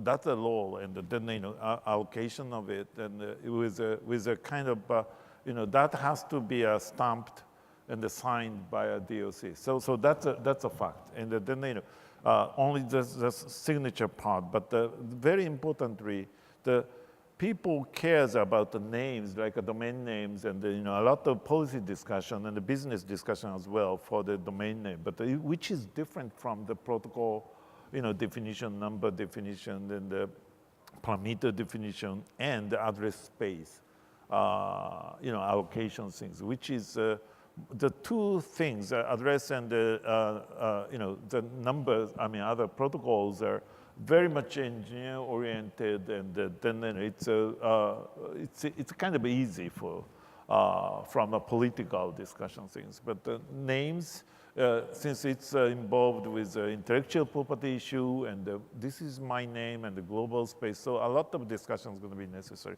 So those are the reality of IANA functions. But many questions I asked IANA.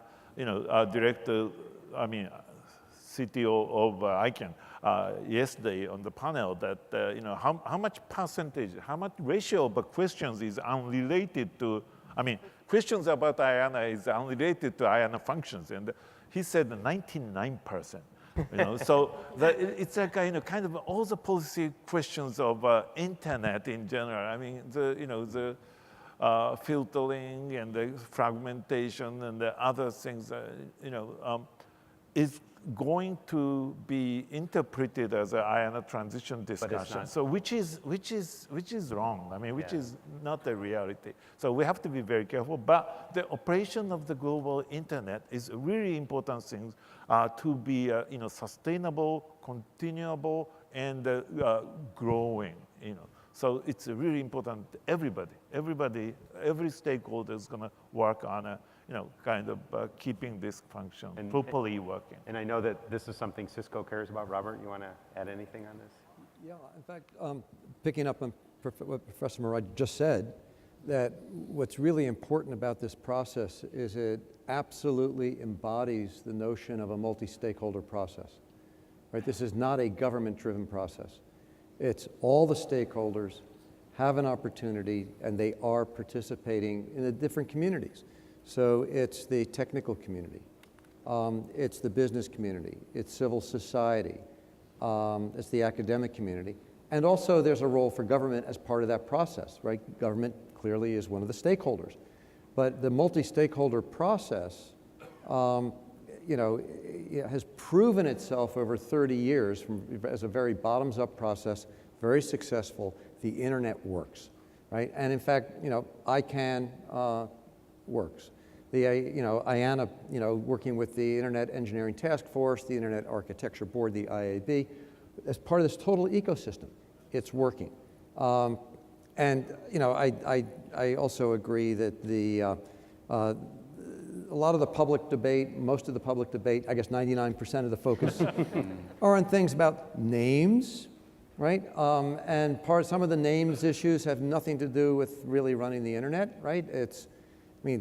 Some of those are often to trade issues like, .wine and the controversy around that. But the community has and will be resolving those questions. That's not really about what the IANA transition is about. Thank you. PTC is, please. One more sentence. I think that will not be one size fits all policy. So we have to be keen to the demands. Yeah. PTC is one of the places that brings together all different sectors of ICT and telecommunications. And we have a World Radio Communications Conference coming up. And one of the issues that we'll face is the increasing demand for capacity for mobile broadband spectrum, and which challenges in some cases, in particular satellite communicators, operators, and others. Tricia, you want to comment on what you think? Yeah, certainly. Thank you, David. Yeah, so the International Telecommunications Union is hosting a World Radio Communications Conference this year, later this year in November. The agendas, though, for what we call WARC, or WRC, are set at the prior WARC. So the agenda for this year's WARC in November was set at, at November 2012, basically. So the number one agenda item, both literally and figuratively, is 1.1, and that calls for reviewing all spectrum bands for more mobile terrestrial spectrum. And the industry and government and satellite, everybody's been engaged in years now of discussion and debate and proposals, and again, a very participatory bottom-up process. In each country, I assume there's a comparable processes in the United States where there's a domestic process, and then you go to your regional prep processes, and there's, of course, APT hosts one for the Asia region. CTEL is the Americas region.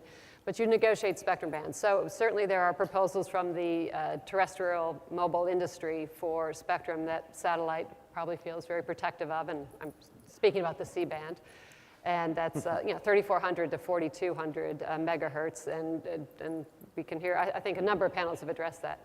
But the mobile industry, of course, is voracious in its need for more spectrum. We've all seen the charts that Cisco and others have put together in terms of mobile demand doubling every year. I mean, obviously the numbers are staggering. However, WARC has about 20 agenda items. The other 19 are pretty much satellite items. So satellite is well positioned to fight for its spectrum. But these are still very open questions. In the U.S. itself, we do not have a proposal as the U.S. Government, which is both industry and government working it out for C-band. So that's going to be an interesting discussion as the months wind down towards WARC. We have a few other bands that are being promoted in 5 gigahertz. The U.S. has a future agenda item they've requested for more spectrum in 5 gigahertz, which would be perfect for, of course, 802.11 AC, which needs more bandwidth, 80 megahertz channels paired for 160. So we're having a discussion, but yes, it's not over. Stay tuned. Thanks. One of the important things about this, though, is that I agree with everything that Patricia said, but it's also then what happens after the World Radio Conference. And it then is about member states implementing. And by the way, spectrum is something that this is a sort of government function because of the way spectrum management works. If we go back to the World Radio Conference in 2007, that was a major decision that was made that was really migrating what was then called 700 megahertz band, it was actually 700 to 862, the old analog TV bands in UHF, migrating that for mobile broadband because of this incredible demand for mobile broadband and the foresight at that time. Not every country has followed that. The US turned off its analog television in 2009, right? And it had an auction in 2008 based on that, and as a result had the first continent-wide LTE 4G network. There are still countries lagging on the transition from analog television to digital television. They're still lagging on migrating the 700, 800 megahertz band from television to mobile broadband.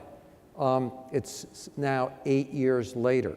So the WRC makes some really difficult decisions. It works. It's one of the places where we build consensus globally, but it's up to the member states, each country, to implement. And that is frankly where we don't see the uniform application and the adherence to the decisions coming out of WRC. And countries that don't do that fall behind. Only one, please, Mr. Murray. Directly for Davidson's question, the keyword is a technological review on the spectrum sharing. And we think we can get a good discussion in the needed spectrum, and I think we can make a consensus in the next coming WRC'15. Thank you. Agree. Next question is, what influence does e-commerce bring to the development of both economies and societies? And from a broader perspective, what are the policies that can foster smart cities with e-government, e-education, e-health, and more? Maybe first, Xiao. Well, e-commerce was so hot now, especially in China. And I think last year, the most exciting thing in China is Alibaba, its success in NASDAQ. Everybody knows Ma Yun.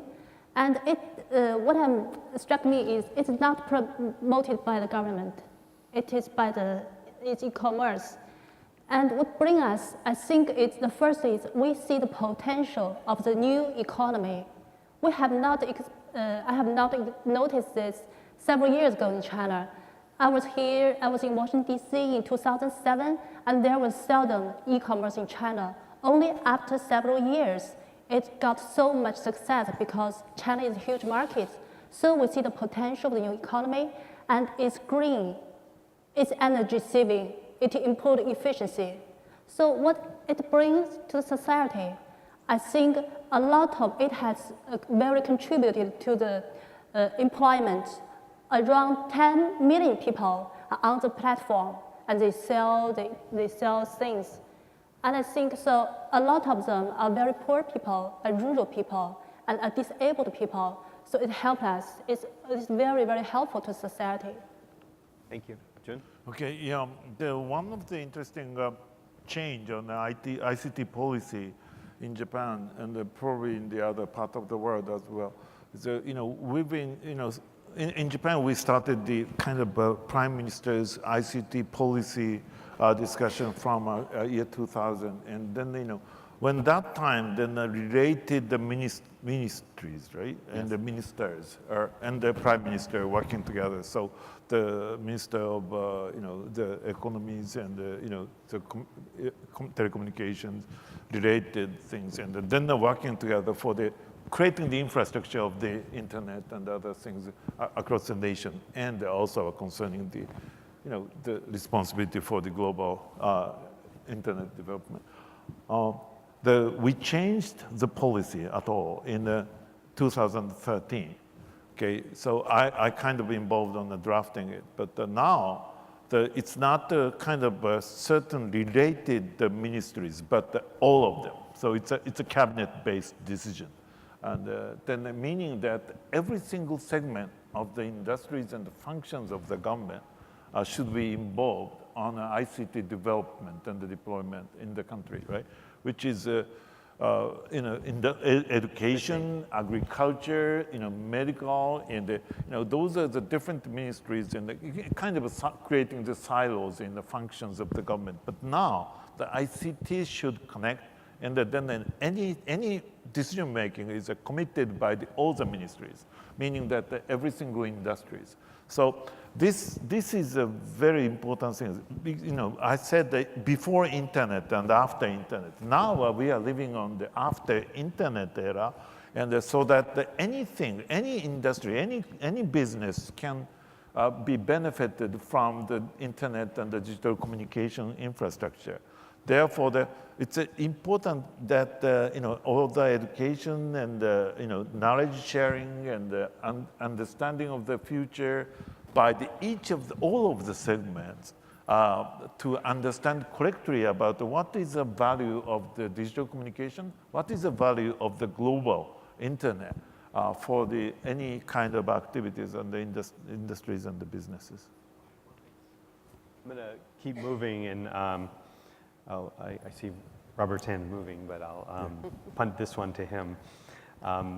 So part of this is smart homes, smart buildings, kind of smart everything.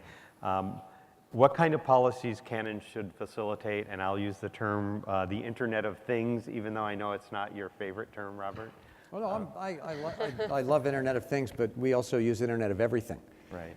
And one of the reasons we do that is look, things, the devices, whether it's the machine-to-machine device, the sensors and so on, they're just things. They're not particularly interesting, right? Then they begin to generate data, make them a little more interesting, but data by itself is actually, not very interesting.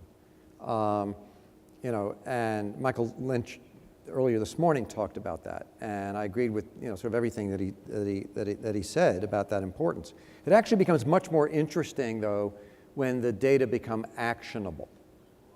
When you provide the analysis, the analytics, and it moves information to knowledge, or it moves data to information, information to knowledge, and then the knowledge to insight or actionable data. And that is what we think of in what we call the Internet of Everything. We've done a study that I think many of you have seen that we released last year that looked at what we call the value at stake, the economic value at stake over a 10-year period, 2013 to 2022, if in fact the world converted to this Internet of Everything approach and architecture. And the economic impact, this value at stake, we estimated at globally, 19 trillion, that's with a T, $19 trillion. 14.4 trillion on the private sector side and $4.6 trillion impact value at stake on the public sector side. So we think that the impact of this, frankly, is going to be even greater than the economic impact of the internet to date. And we're beginning to see this across all kinds of applications, whether it's in eGov or across all the verticals that you talked about. The industrial applications. Earlier, talked about aircraft, engines, and so on. Some very concrete examples which we can talk about. So the question then is, what are the policies? And earlier it's not this year. Last year, I publish with a colleague. We usually have a chapter every year in the World Economic Forum's Global Information Technology Report. And in this year's report, we looked at policies for IOE, Internet of Everything, and big data. And we came up with a framework to think about that. There are some issues that are technology issues, and some that are policy issues. And then in the Venn diagram, there's the intersection. So, on the pure technology side, we have things like reliability, scaling, electric power, and so on. But in the policy, that also includes things like standards, interoperability, security, privacy, spectrum. Those are all policy and technology. And then on the pure policy side, there are questions about data localization. Data localization will kill the Internet of Everything. It'll kill cloud computing. Access to data, open data, legacy regulatory models designed for a completely different age, and even intellectual property rights. Who owns the data? What can you do with it? All of those are issues that are extremely important that have to be addressed in order to get to the point of the benefits of the Internet of Everything. Whether at this, again, public sector, what you asked about smart cities. 30% of congestion, traffic congestion in a city are people driving around looking for parking places, right? There are cities, whether it's Barcelona or in Spain or Nice or Chicago, cities around the world that are beginning to use an Internet of Things, Internet of Everything, technologies and architectures to point people to parking spaces. And by the way, they can reserve them in some cases and pay a premium for them. So number one, it reduces congestion. It reduces carbon, so it's sustainable. It lowers the costs on the city, and it increases revenue from parking, right? Thanks. So it's a win-win-win-win-win, right? Yeah. So those are the kinds of things that we see, but you need the right policies to enable that. Can I add on here? Sure. And in the United States, the regulator, the Federal Communications Commission, has begun a notice of inquiry to ask the industry about developments in 5G, which is the next mobile standard that would be helpful in supporting a lot of the Internet of Everything applications. And they're looking specifically at spectrum above 25 gigahertz, what some would call the millimeter wave spectrum. So it's those kind of forward-leaning policies that are critical to support any application, including smart cities, because we need more spectrum for that.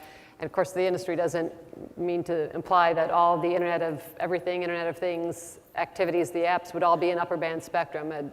The mobile, terrestrial, broadband industry certainly feels they continue to need access to spectrum below 6 gigahertz or 6 gigahertz and below, but also looking at spectrum at the higher bands and in what we call a HETNet, a heterogeneous networking architecture. But a lot of work will have to be done by the industry, and it's already underway in terms of new network architectures and new technologies, particularly on the radio side. And antenna will need massive MIMO, multiple input, multiple output. We'll need a lot of discussion to move the mobile networks into a place where they can support a much more dense environment and aggregate those different bands. That's going to be much more technically difficult. But the work is underway at the ITU and the Working Party 5D Working Party on 5G, which again is not synonymous with the Internet of Things, but certainly they're related. Right. And another for it too is industry standard settings bodies. But there's a lot of work that's going to have to happen. It's just not devices being made. The spectrum has to be there.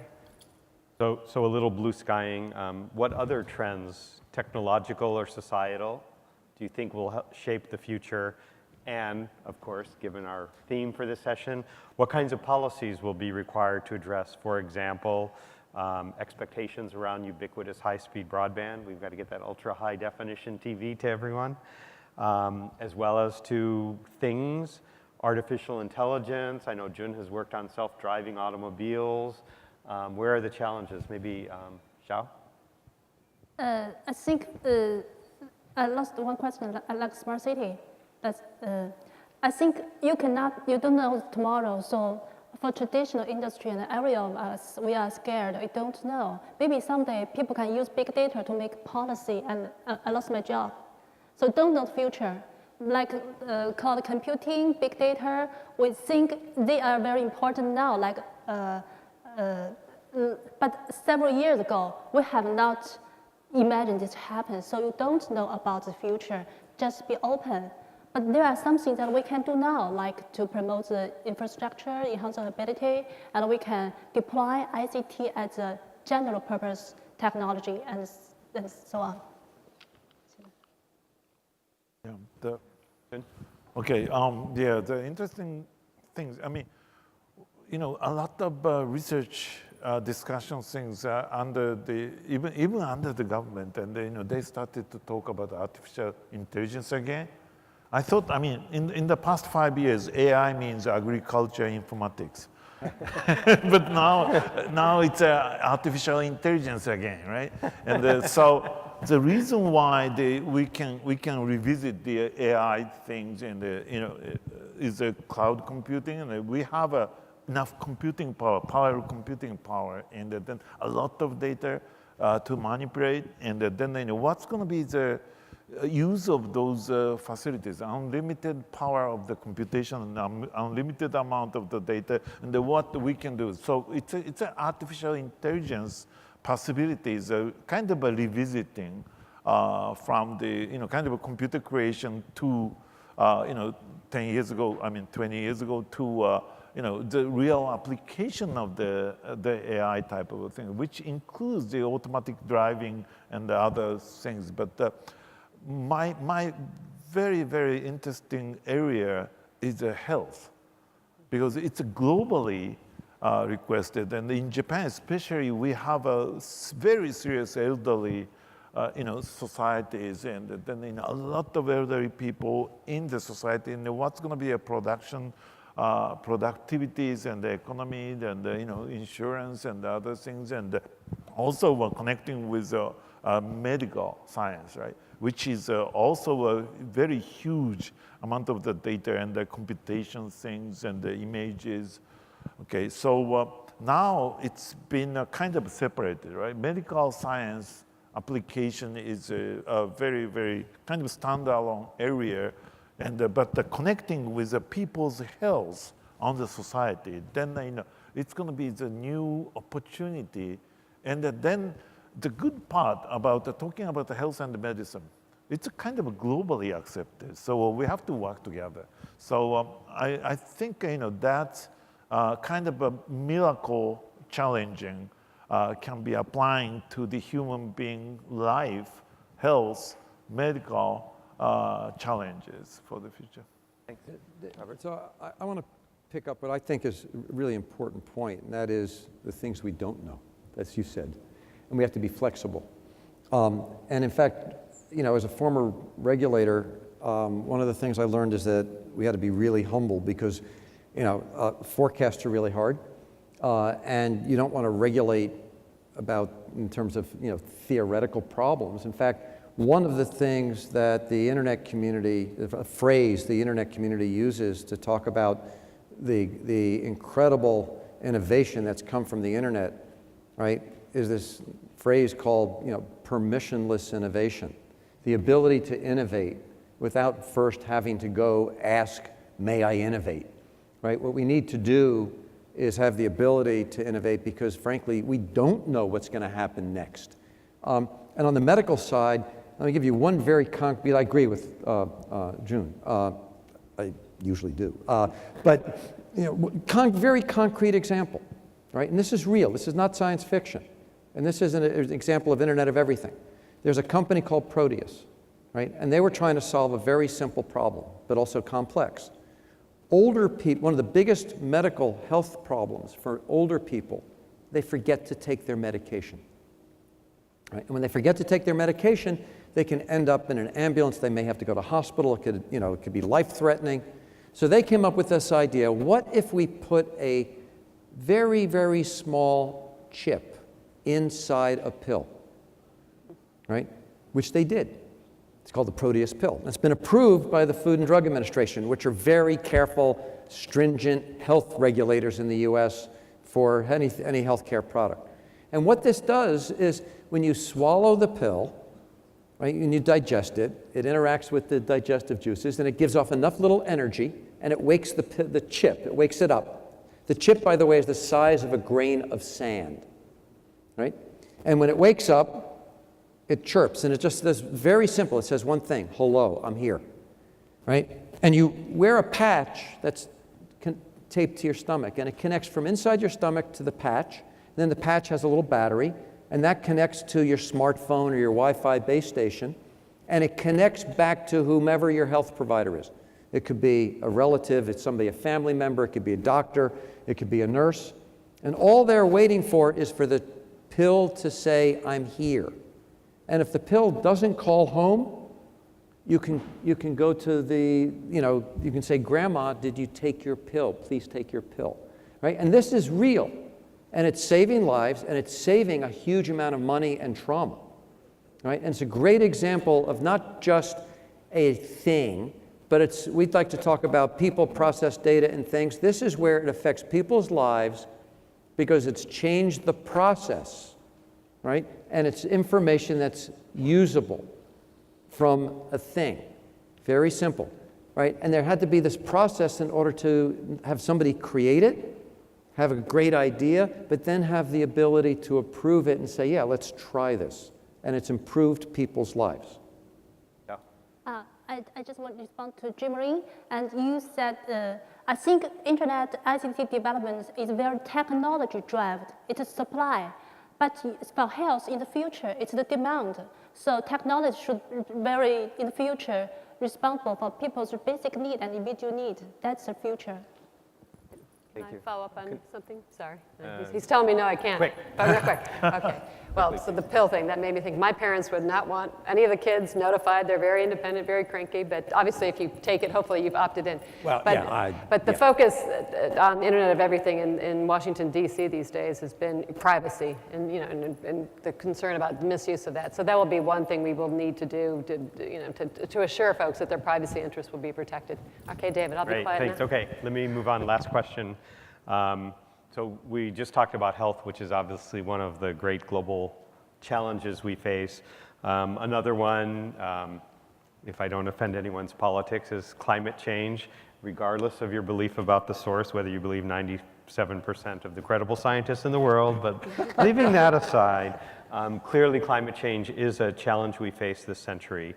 And in the US, the numbers I've seen suggest that ICTs are consuming more than 10% of the energy produced, and in many ways inefficiently.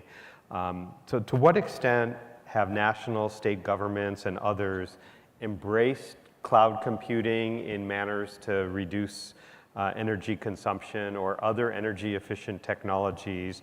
And what more can we do from a policy perspective to address this challenge? Please, Mr. Murray. Thank you. I was in charge of COP3 of climate change conferences in Kyoto in 1997, and at that time, our team created a top-runner regulation mechanism for energy conservation. From my experiences, there is much room for energy conservation in the ICT sector. For example, as David-san pointed out, in the cloud computing era, a data center will need much more energy, and on the contrary, sensor monitoring can be done with less energy than through the current methods. And in these points, we can do a lot of things to do, and Japanese companies have exercised to that. And in addition to that, simple infrastructure is very good for energy conservation. Japan is #1 in the infrastructure of optical fibers, FTTH or FTT premises, and this is also good for energy conservation. So Japanese companies can contribute to do energy conservation. Yes, thank you very much. I think that, yes, ICTs are consuming energy, but if you take a look at the way ICTs can address energy consumption in other sectors of the economy, it is even a greater opportunity. You take a look at smart grid. You take a look at what's happening now with the deployment of IT and ICT technologies for managing electric consumption. Look at what cloud computing is doing by having devices like this with everything in the cloud that consumes much less energy than the old desktop computer. So you have to take a look at the net and the dramatic contribution that networks and ICT and compute is actually helping to reduce energy consumption while at the same time increasing benefits. But it is about the deployment and the use, and I would agree completely that we often in meetings like this tend to talk about the supply side, getting people connected, or the networks. But without the use of it on the demand side, we're not going to see the benefits. I like to talk about, we have technology development, technology deployment, and then it's the adoption, and then finally the use and the usage. Yeah. The economic, social benefits come from the use and adoption. The supply side is the necessary but not sufficient first step. Yeah, also it's really important at the policy side, because it's reducing the energy because of the from a cloud computing point of view, it's optimizing the entire resources around the world, right? That can be possible. So it's a kind of if you see the global space now, you have them, and then sophisticated way of optimizing the use of the energy is going to be reducing the entire energy. So when each of the nations is a kind of creating the boundary by nation and the country by country, then it doesn't work properly. So it's really important that the policy people, political people, government people working together for specifically thinking and looking for challenging for this kind of very sophisticated way of optimizing the energy in a global manner. And the Obama administration showed great leadership in the first term by having a cloud-first strategy where they tried to encourage and almost mandate every department to move to cloud to the extent possible. And that leadership has trickled down to the states, and many of the states are trying to do that as well. So thank you. How about a good round of applause for our 5 panelists? Thank you very much.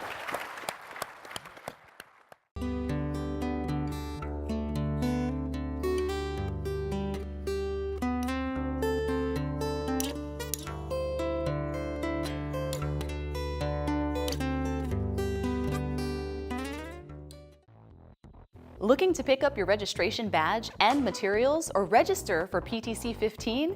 Visit the PTC'15 registration booth located in the Coral Lounge on the 6th floor of the Mid-Pacific Conference Center at the Hilton Hawaiian Village Waikiki Beach Resort. The registration booth is open every day starting at 8 a.m.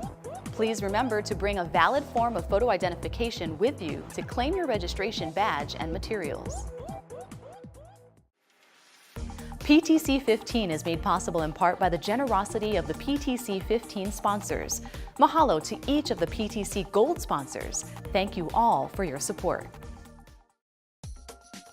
During PTC 15, the PTC Secretariat will be located in C Pearl 3 on the 6th floor of the Mid-Pacific Conference Center at the Hilton Hawaiian Village Waikiki Beach Resort. If you need assistance from a member of the Secretariat, please visit C Pearl 3. Join your fellow PTC attendees for daily fitness activities on the Great Lawn. Instructor-led sessions for swimming, running, and yoga will be provided courtesy of PTC 15 Gold sponsor, CoreSite. The world has never ceased changing.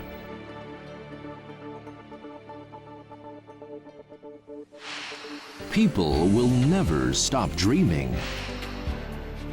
In a practical, effective, and innovative manner, at a speed surpassing the future, China Telecom will set up more and more milestones in the history of telecom industry. Connecting the world, China Telecom.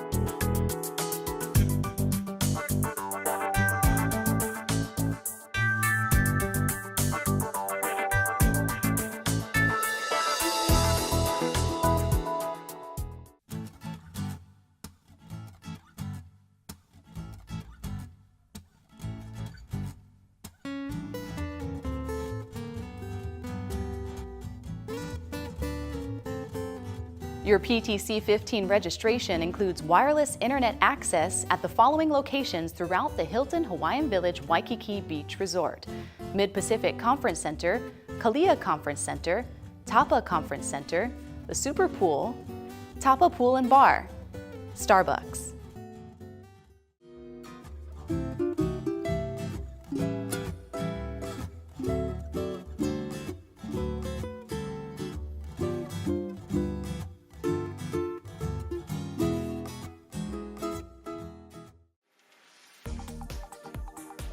PTC 15 is made possible in part by the generosity of the PTC 15 sponsors. Mahalo to each of the PTC Silver sponsors. Thank you for all of your support.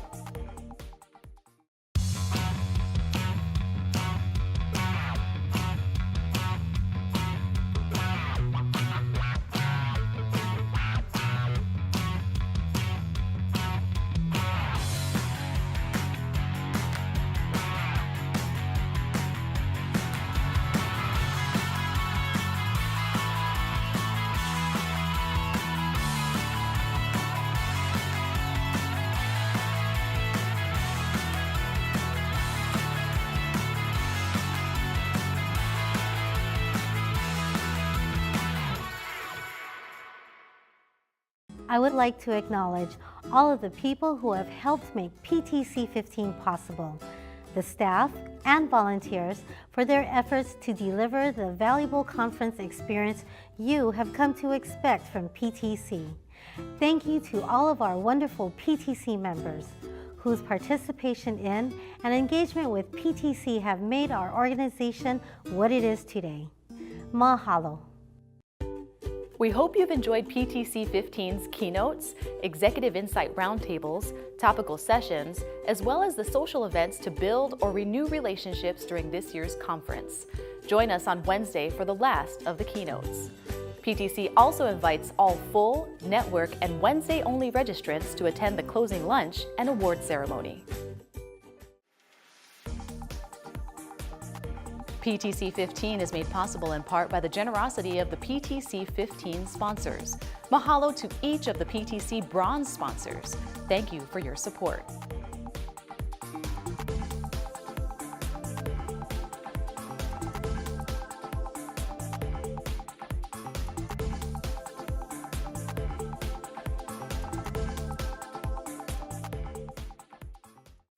Thanks for watching PTC TV. Be sure to join us again tomorrow. Until then, aloha. PTC TV is brought to you by PTC 15 Platinum sponsor Equinix. Mahalo Equinix. Thank you for sponsoring PTC TV.